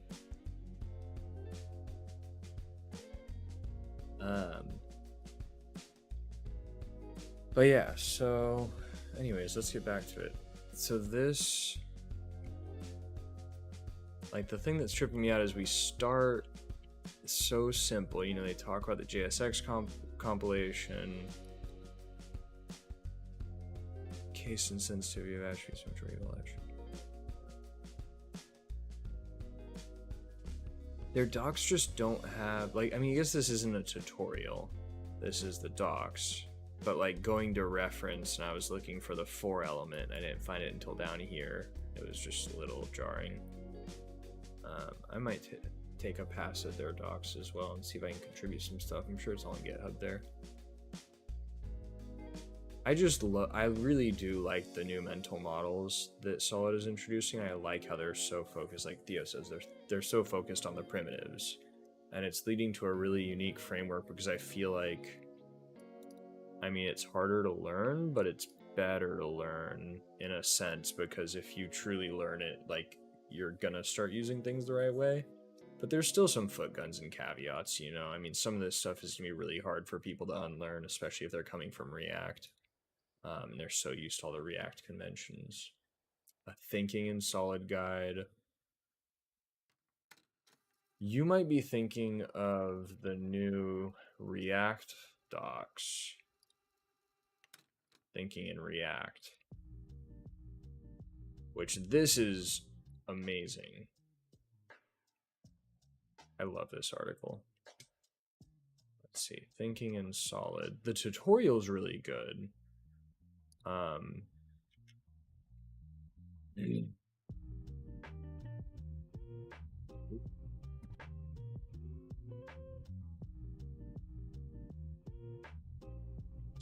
But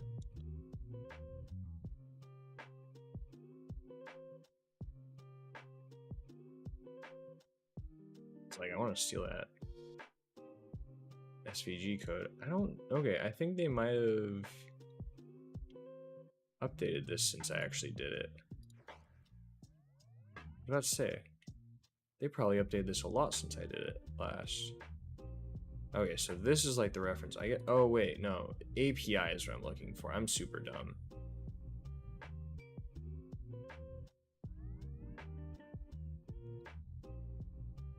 Yeah, control flow, okay.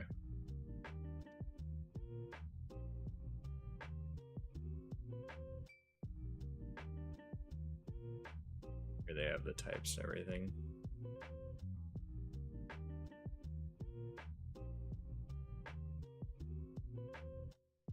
So now if we change it up, so we're gonna come back to the app.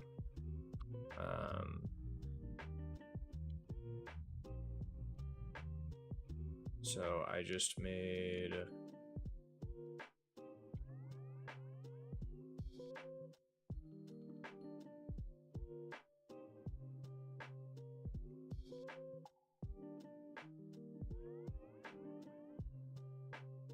I don't think we need keys, right?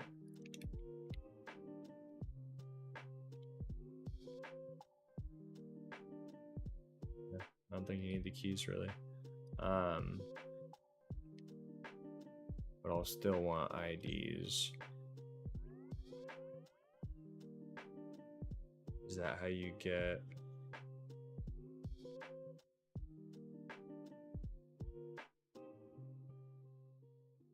Yeah, I is the index, so if you do the second parameter here. Think solid. Okay, there's the URL.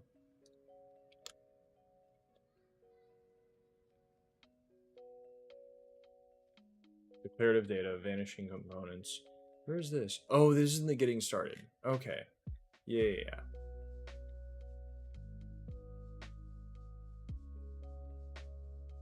Declarative data.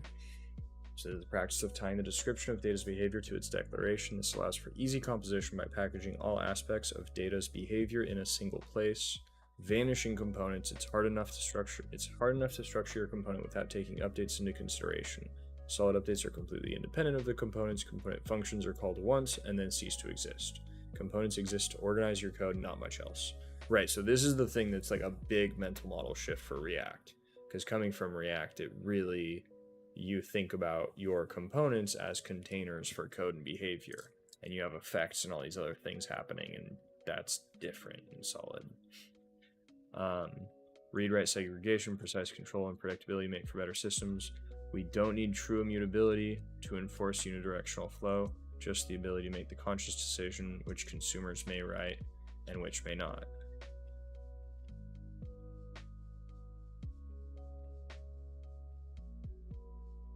So I guess this is where it's really more at a framework level breaking from React in the way that it's like not really unidirectional data flow. It's not true immutability, at least. Simple is better than easy. A lesson that comes hard for fine-grained reactivity. Explicit and consistent conventions, even if they require more effort, are worth it. Sorry, we're in the jokes area. The aim is to provide minimal tools to serve as a basis to build upon.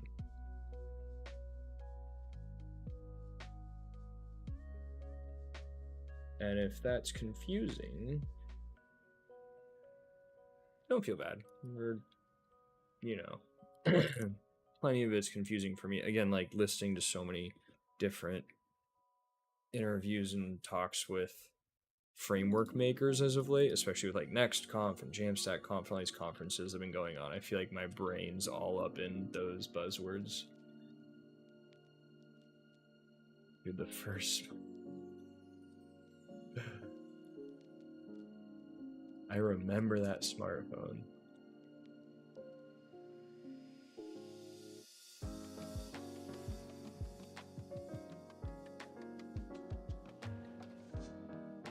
Gingerbread was the One Touch. Is that the phone? I was gonna say Gingerbread is the OS. That was the Android version. Is that the one? Yeah, dude. Early smartphones were pretty funny. I just think the Android ecosystem hit so many brilliant things too early. Like I remember Android phones having killer features like 8-10 years ago that phones still don't really have today. And it would just be like random. Like one of them had a fingerprint scanner in the back center, and I was like, that's brilliant. And then I think they stopped making it. It was like the best placement, so it was just like where your phone rested, or where your finger would rest on the back of the phone naturally.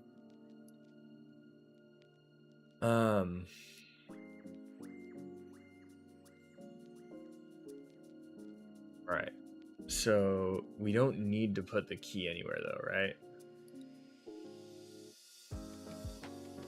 The index is a signal, not a constant number. It's keyed for reference. You show that it renders as coupled to an element in the array.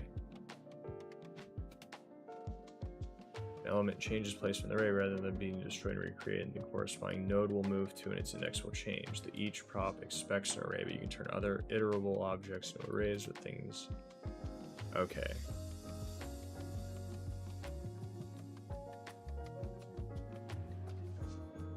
So an array of objects should be fine here, and then I can echo out the properties. So I have an ID and a name.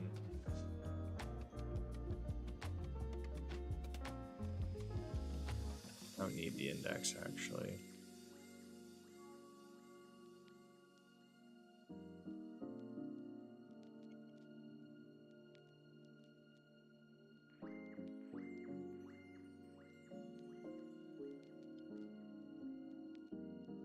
Echo it out though, because I'm curious. Because that's the part that has to be a signal. So since that's a signal,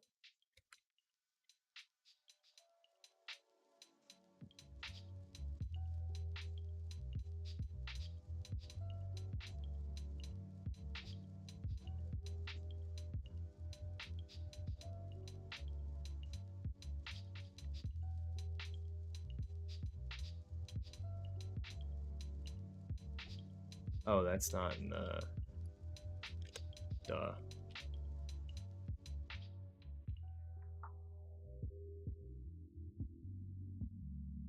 I should have put learning solid in my title because it's not like I know enough. Property name does not exist on type string. That should work. Why are arrays hard? I don't know. Probably because I'm bad.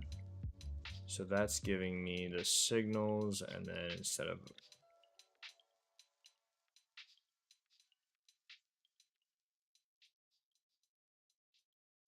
Those are correct, but I lost the name.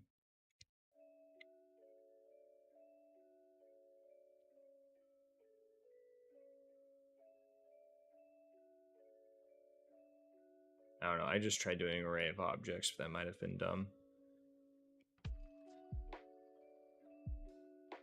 There's another timer, which means pre-roll's almost off.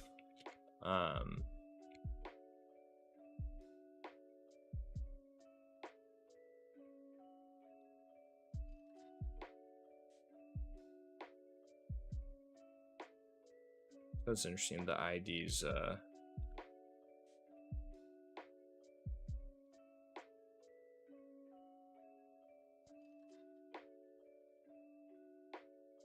yeah, so it's like it is JSX, but they do things differently. So the for component is,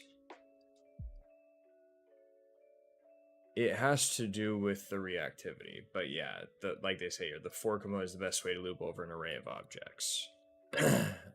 Because it's not re-rendering. Again, a lot of the stuff that React just does in the core render loop, Solid isn't doing. So it's actually moving DOM nodes around. I still don't know how they do it without the key stuff, but I guess they do that just magically. Ooh, I am curious to play with the portaling stuff.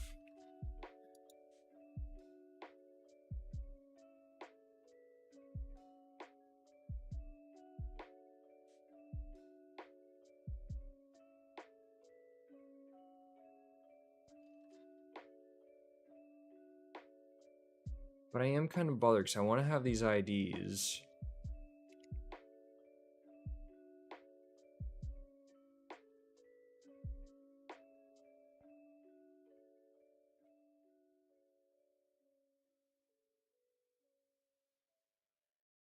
I did these as strings like a dummy. I'm going JSON in my brain.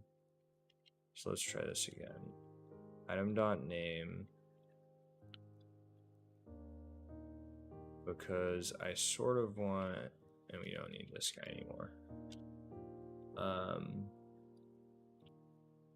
Cool, yeah. Okay, I don't know what I did before. It was just because I had dumb JSON style strings here. So open stand up.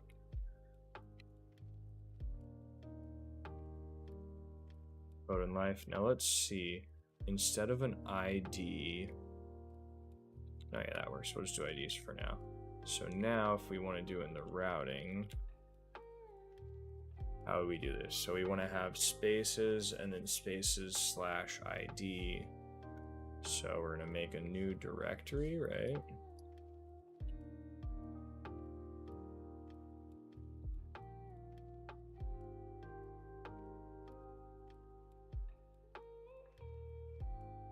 ID.tsx. Oh gosh.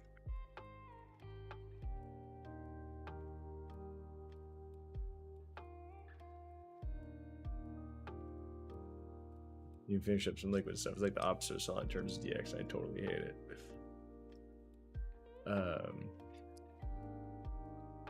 Yes. I'm very sorry about that. I do like the idea of a liquid to solid converter though. So now let's come over here. So if I did this right, we should have errors. Dope. All right, so this is where what I'm actually trying to do is try some of these dynamic names. So yeah, we've got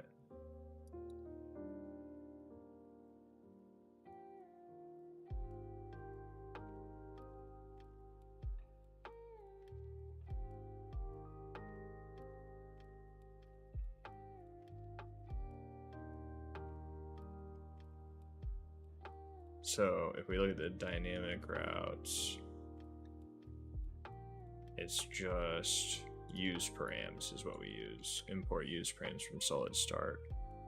And then we can do it like that. So let's try to do that to just pull out. Wow, this music is way too chill.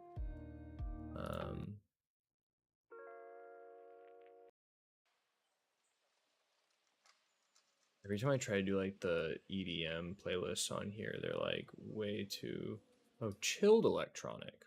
Maybe that'll work. Let's see if that's more chilled. Yet electronic. But yeah, so let's come over here and look at our id.tsx.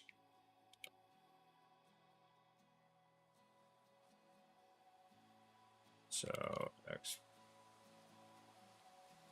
default function id.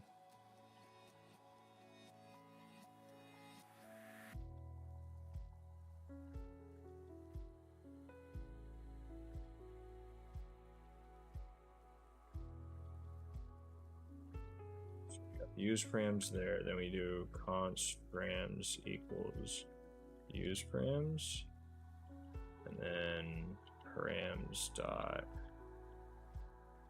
ID is what I'm using here. And we'll just do space details. So in theory,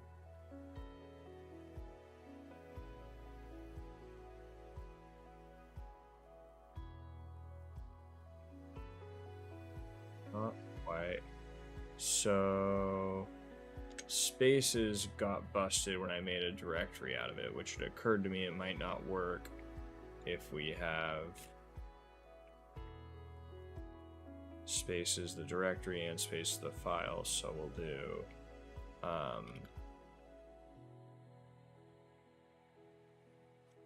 hang on, if we just move spaces in there and call it index.tsx, I think that's how I should be doing it. They show this. Student's ID name.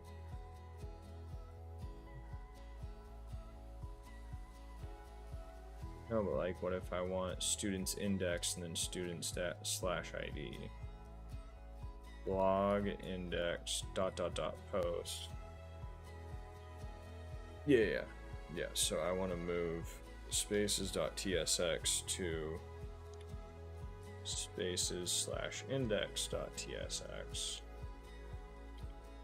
and then we have spaces, and then we update our actual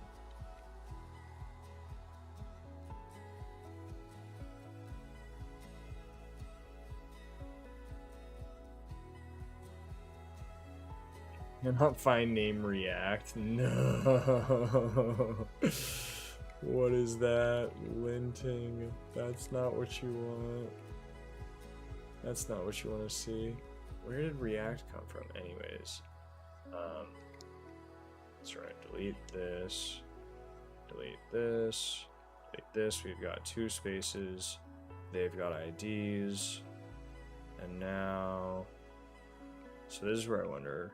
This is probably the point where I would make another component for, or you could make another component for organization. But we're just gonna pop in href equals item.id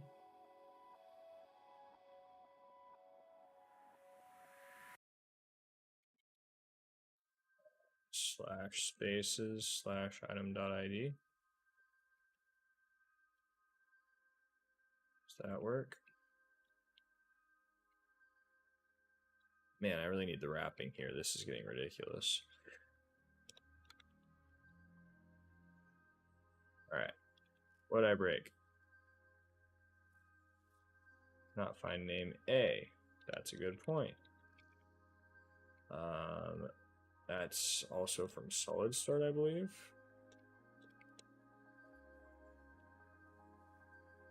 Expected corresponding JSX closing tag for A. Also a valid error. I like how now that I'm using like a beta piece of software, I keep going like, is that really an error? Did you screw up? And it's like, no, yeah, that's an error. I screwed up. I'm the dumb one here.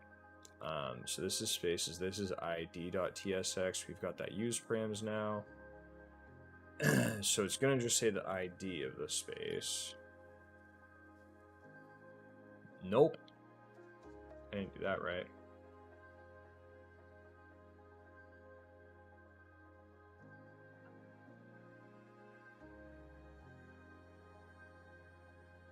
Gabriel again, making me increment the solid jokes counter.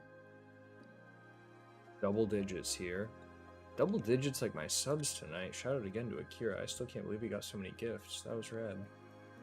I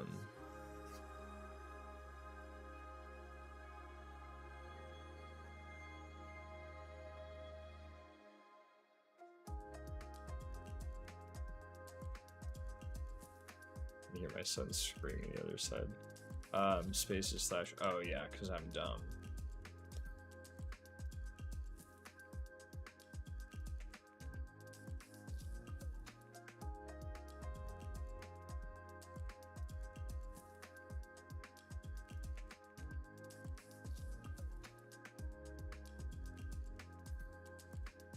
That's why my brain's not working tonight. Alright, let's just some string addition like that, since I screwed up the interpolation apparently. Alright. Cool. So we got some errors. Is it here to learn how to do this? I'm trying.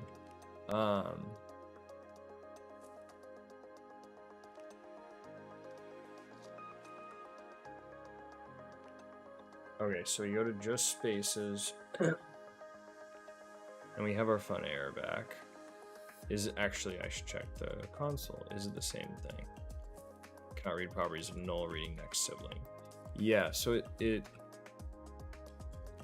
it's something about siblings in the routing components. Like it has to do with the file routes, because when this happened in the Tailwind starter for me, it was like adding a new route file broke it at one point, but it didn't break. Like the new route broke, whereas before the route that was broken before was working suddenly. So it was like the last route I added to the application had this error, and so spaces is an index. That's the /index.tsx. But then when I try to navigate to an ID, I'm gonna wake up in the morning, I'm gonna realize like I had the dumbest things here, but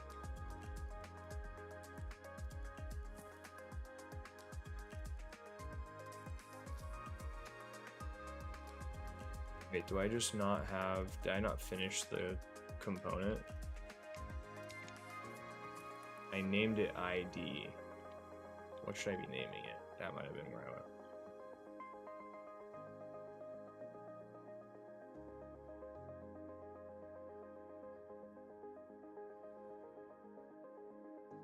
They called it blog page.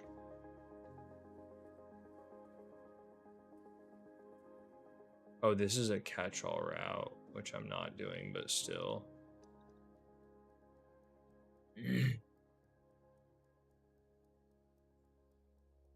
They called it user page in a directory called users, so I'll call it space page.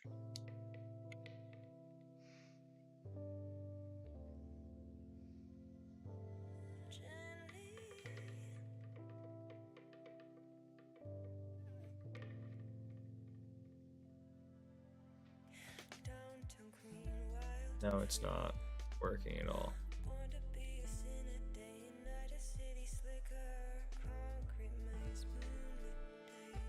This bit's working.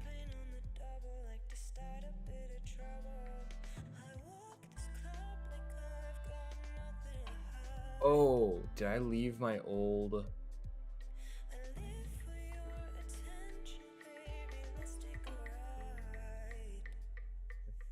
Got around? This is where I feel like something's happening in the caching layer or something that's screwing me up. Okay, like HMR thing. So I moved spaces.tsx to spaces/index.tsx, which means I should remove spaces.tsx. But I moved it. Why was it still around? Like, did HMR revive that file for me?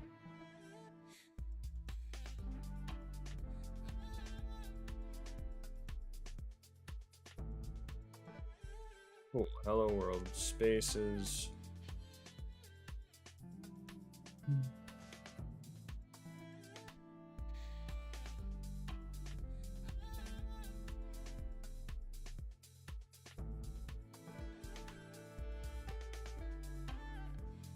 Got pre-roll on again. Why did I type ID there?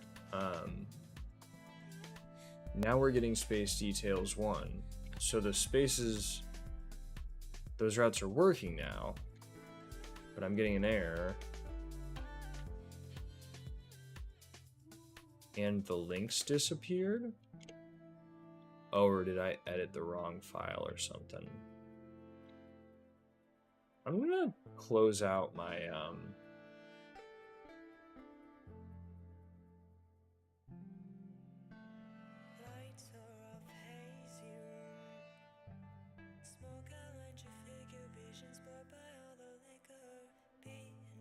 save that.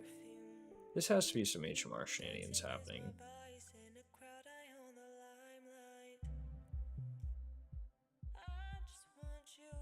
Yeah, I'm gonna just like redo all of this. If I was using Git, it would have been better, but import title and a. Here we're going to add our capital A tag. href equals spaces slash.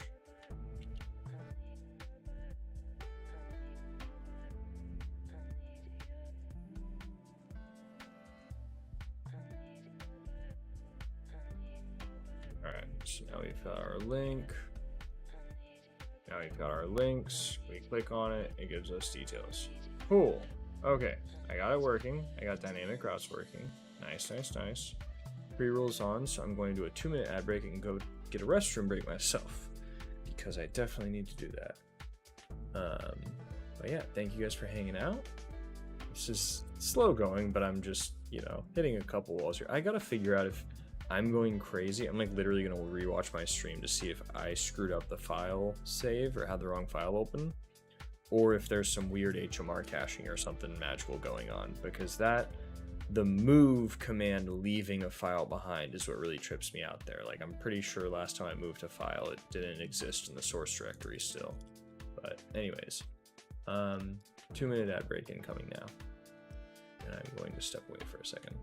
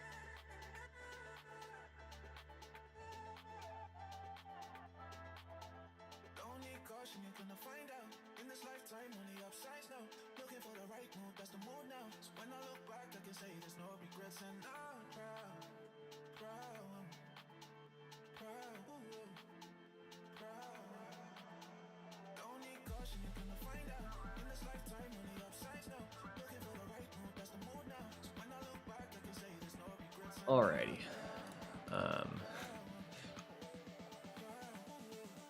So I think I got all the routing stuff shaken out now. We haven't styled anything, obviously. I like that this is like, what, we're going on 2.5 hours on this stream, and I spent the most time just fighting with routes, but like magically reappearing files too, not even like normal route stuff. Alright.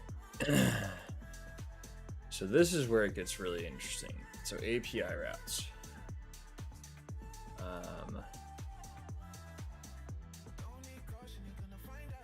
What's this? Okay, create server data allows you to manage async data fetching always on the server. Fetching data from a database. Create server data is primitive for managing async data fetching that always runs on the server. It's a light wrapper over create route data that leverages server functions to ensure the fetcher always runs on the server. This allows you to access things only available on the server, like databases. So create server data.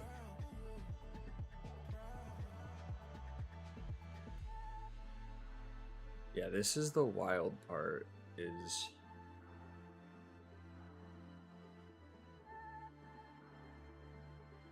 so this is where it gets really cool. So let's see. Routing.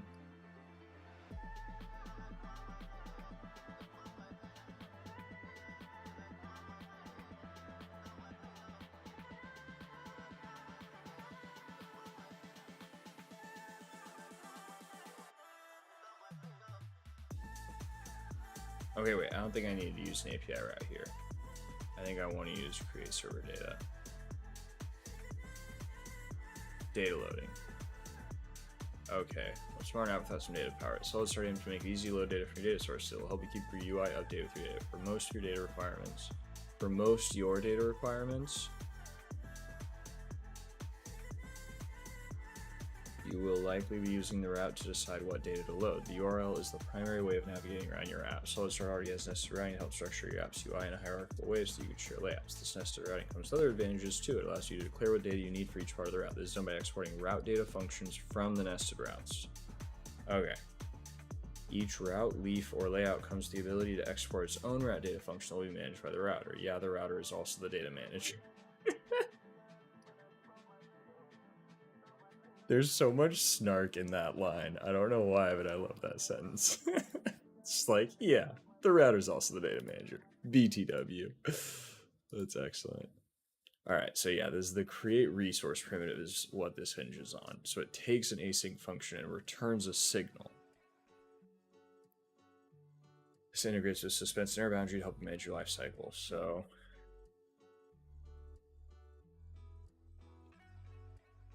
is this a real API? They have a Hogwarts API at Dino.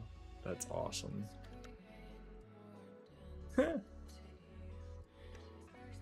I wonder if they made that for this, for SolidStart. Alright, now your component can use the use route data function to access the data that is returned by route data.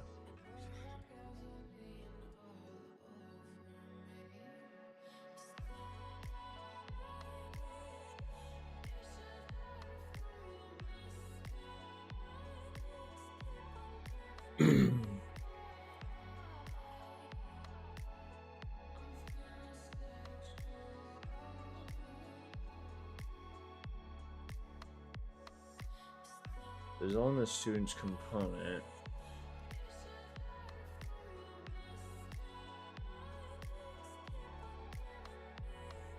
And this is where we're actually pulling the students out.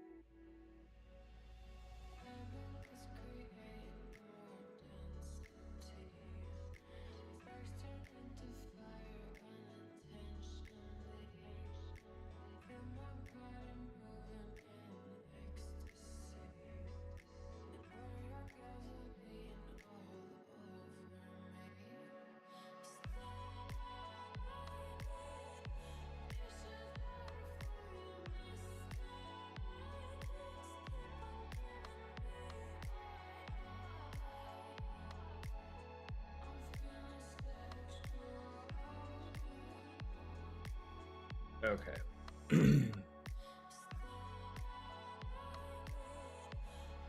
So I'm curious, so route data, presumably this is running on the server, or the async function is.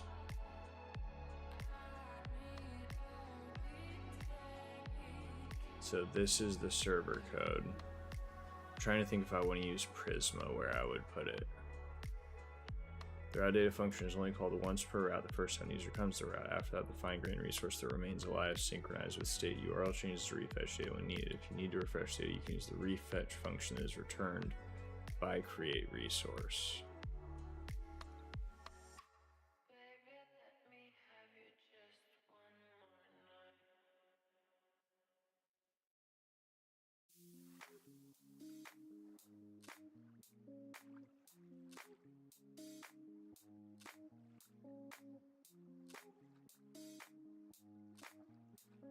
Yeah, so this is how you get the mutator and the refetcher. So we're here, they're just doing students, you have to do comma. And then, yeah, this. Okay, so actions.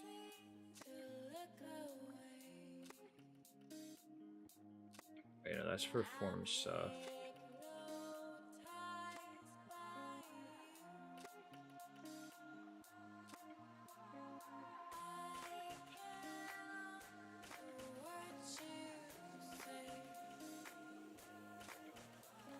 Is it just suicide to try to use Prisma with this? Is that like a really dumb idea?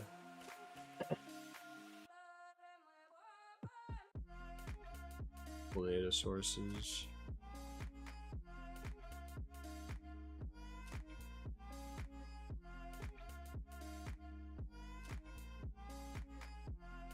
Server data to load data from a third-party API. Okay.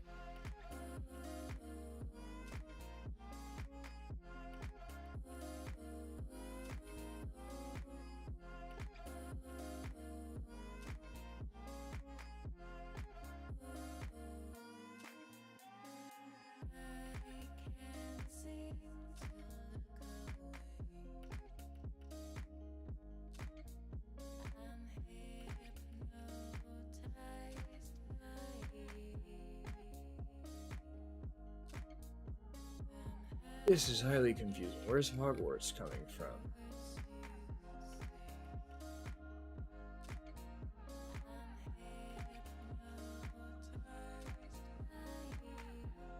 Now I'm just baffled. Highly confused. Chat's gone quite silent. I think I'm on my own here.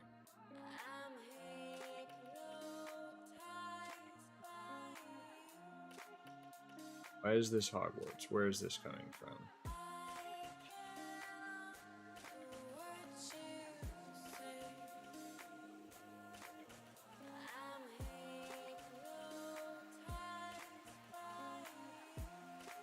Yeah, that seems like it's missing something. Okay, this is getting some gnarly layouts and context, so I don't think I need that. But I'm still curious, like,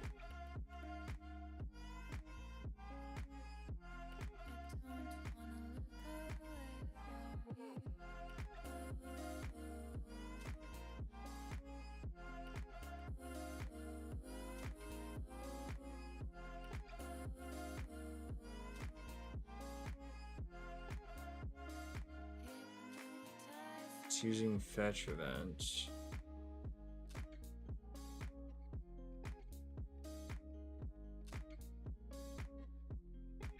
I mean, I guess I can always just try it. The first function, uncreate server data, runs on the server side. Right, yeah, so I guess I can just try it.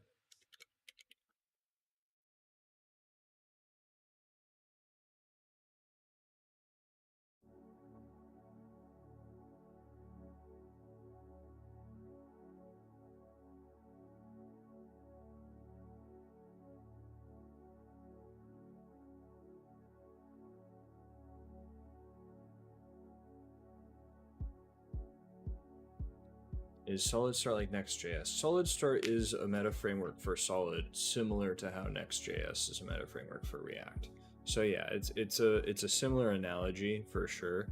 SolidStart is giving you a lot of the like routes and stuff, especially with Next 13. If you know about like all the routing changes and stuff in Next 13, then it's a really good analogy. SolidStart is very much like Next.js, or I should say SolidStart is to Solid as Next.js is to React. Console.log something.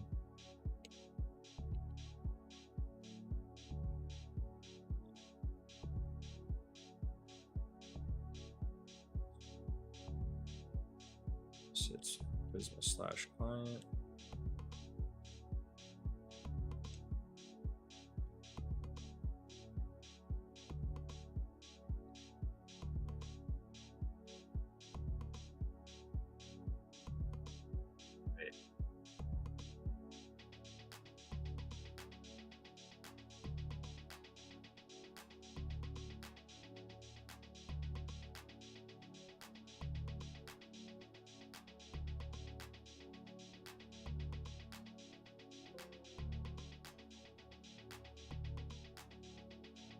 So we got Prisma client there.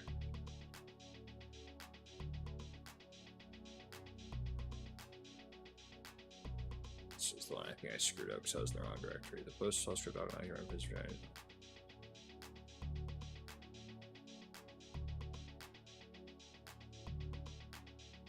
Let's see the file yet.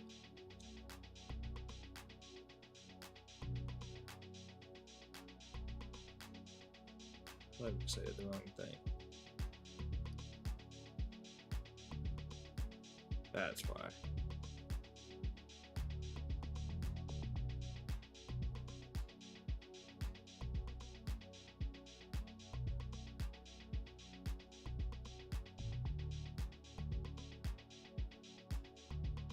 All right, there's where I need to put in my database URL. So I need to drag that off stream. You can also use Gatsby on React. Definitely true.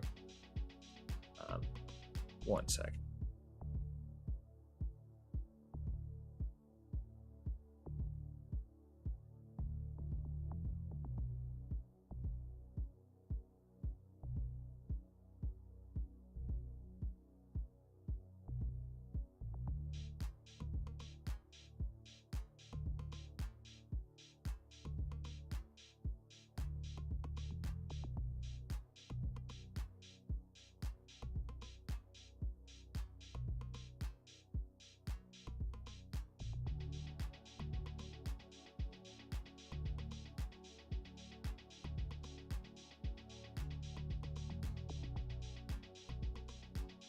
Oh, now we're good.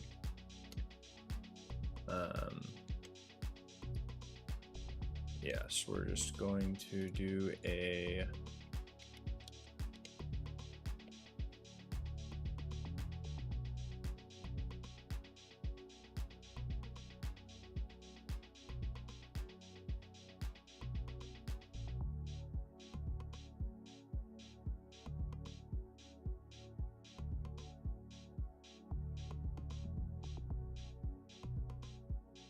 this I don't want to do on my stream. Well, I haven't even looked at YouTube. Just assuming I have 0 YouTube viewers.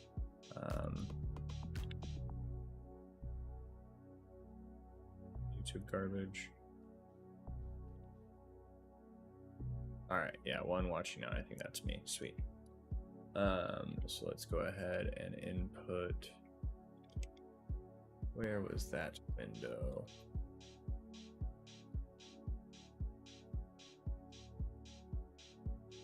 Copy.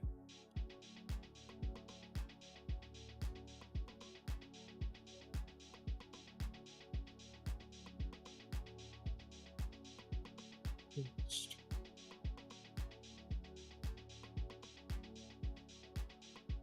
All right. PostgreSQL database URL. URL.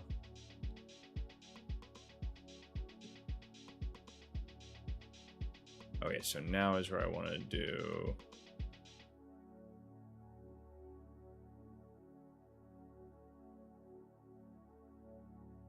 Hang on. I don't know why I'm moving that back. That's fine. But it's in a Prisma folder. Schema.prisma. I should install that LSP.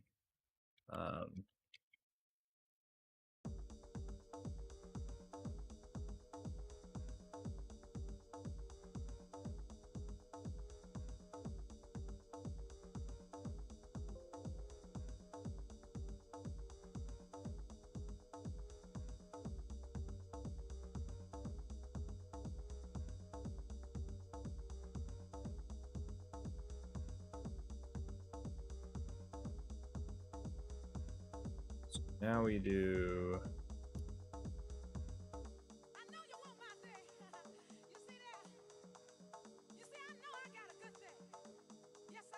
This is the same file, right? They're just truncating it. Okay, so model space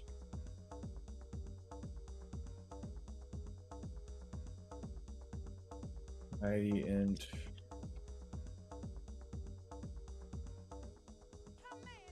just gonna copy their stuff.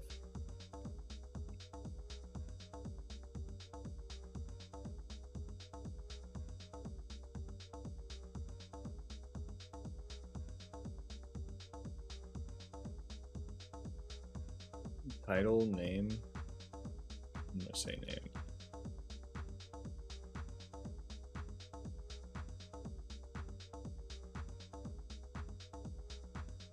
And then presumably we'll have a URL as well.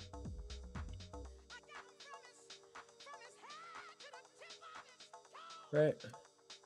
That seems like reasonable enough. Oh,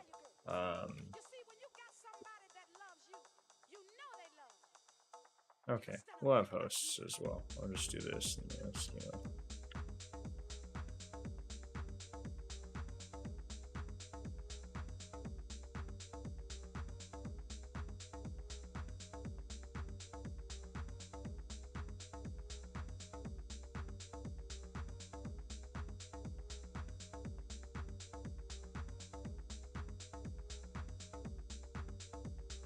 It's gonna be formatted terribly, whatever.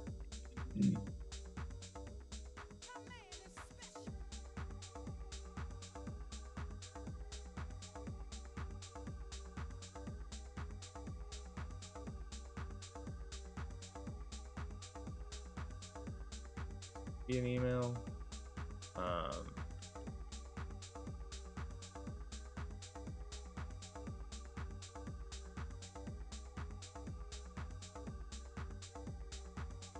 Okay. And then they're going to have spaces.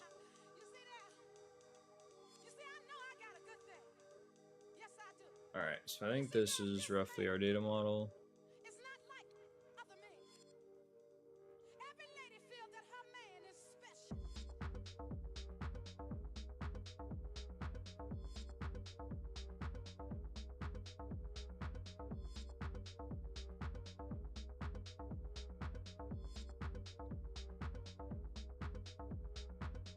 All right, now we do our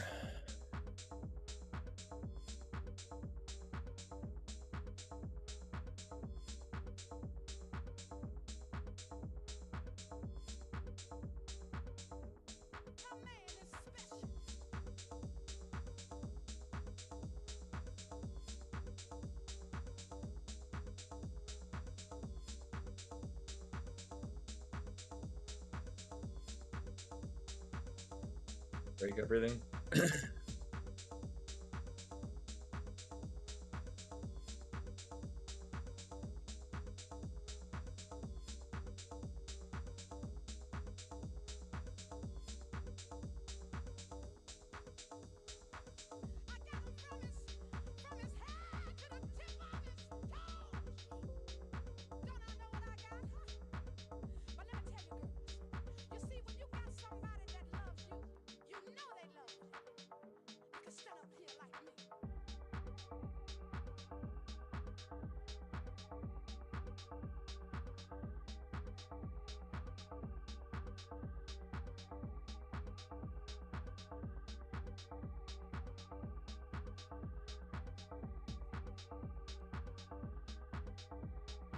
I'm silly.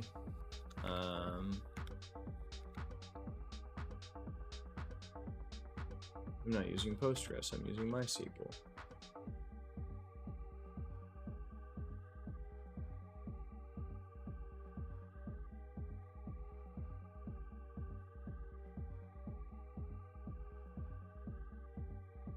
Server does not allow insecure connections. Wait. I used your URL.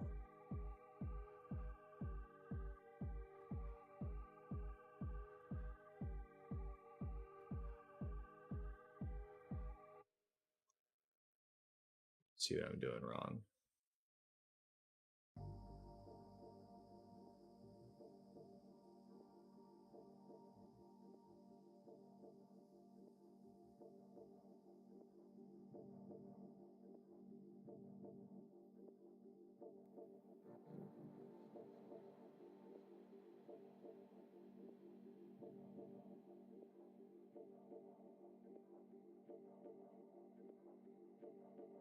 A lot of this really dumb.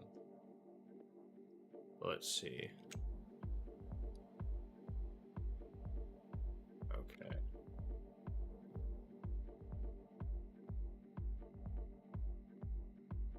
So referential integrity equals Prisma.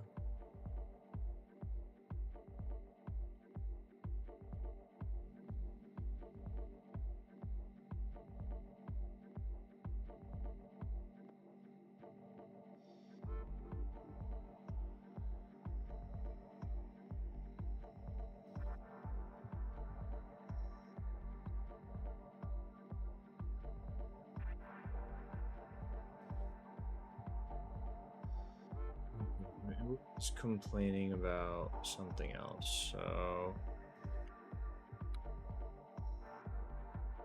the rest of this look good.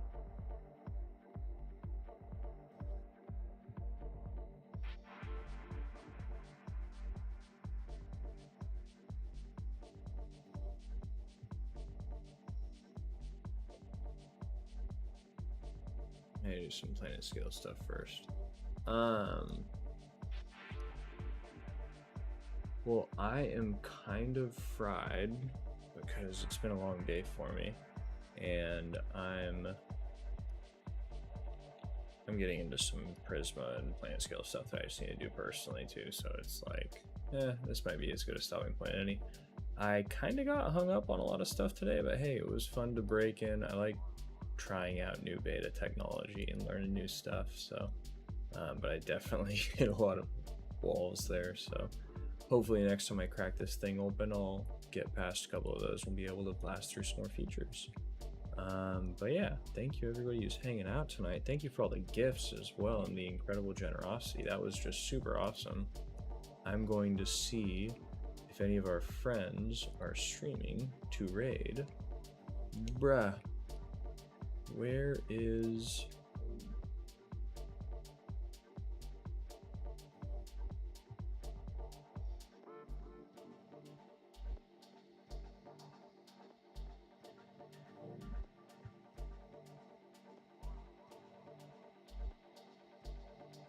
Yeah, I guess I don't know his schedule. I thought Rox might be streaming tonight, so I was hoping to raid him, but he's not here. Nobody that I'm following.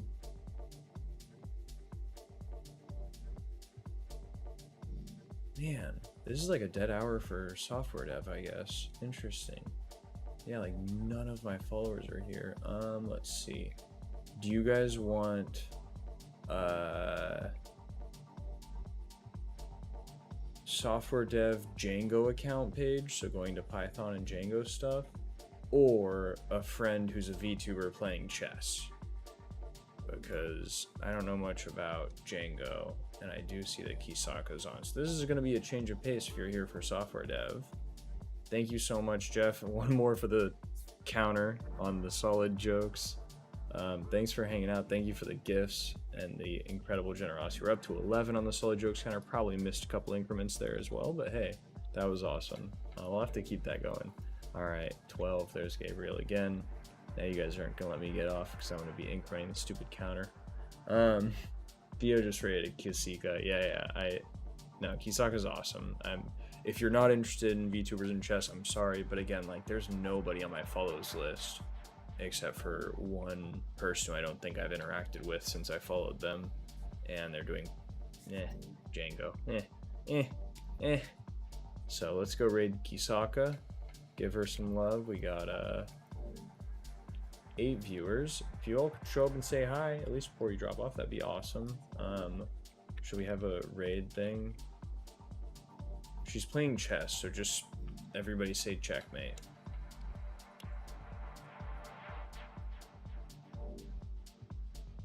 I need to make emotes so that when we raid people, we can actually have emotes. But yeah, have a fun time over at Kisaka's stream. She's streaming chess. We'll hang out there a bit and see what's going on. Thank you, everyone. Have a good one.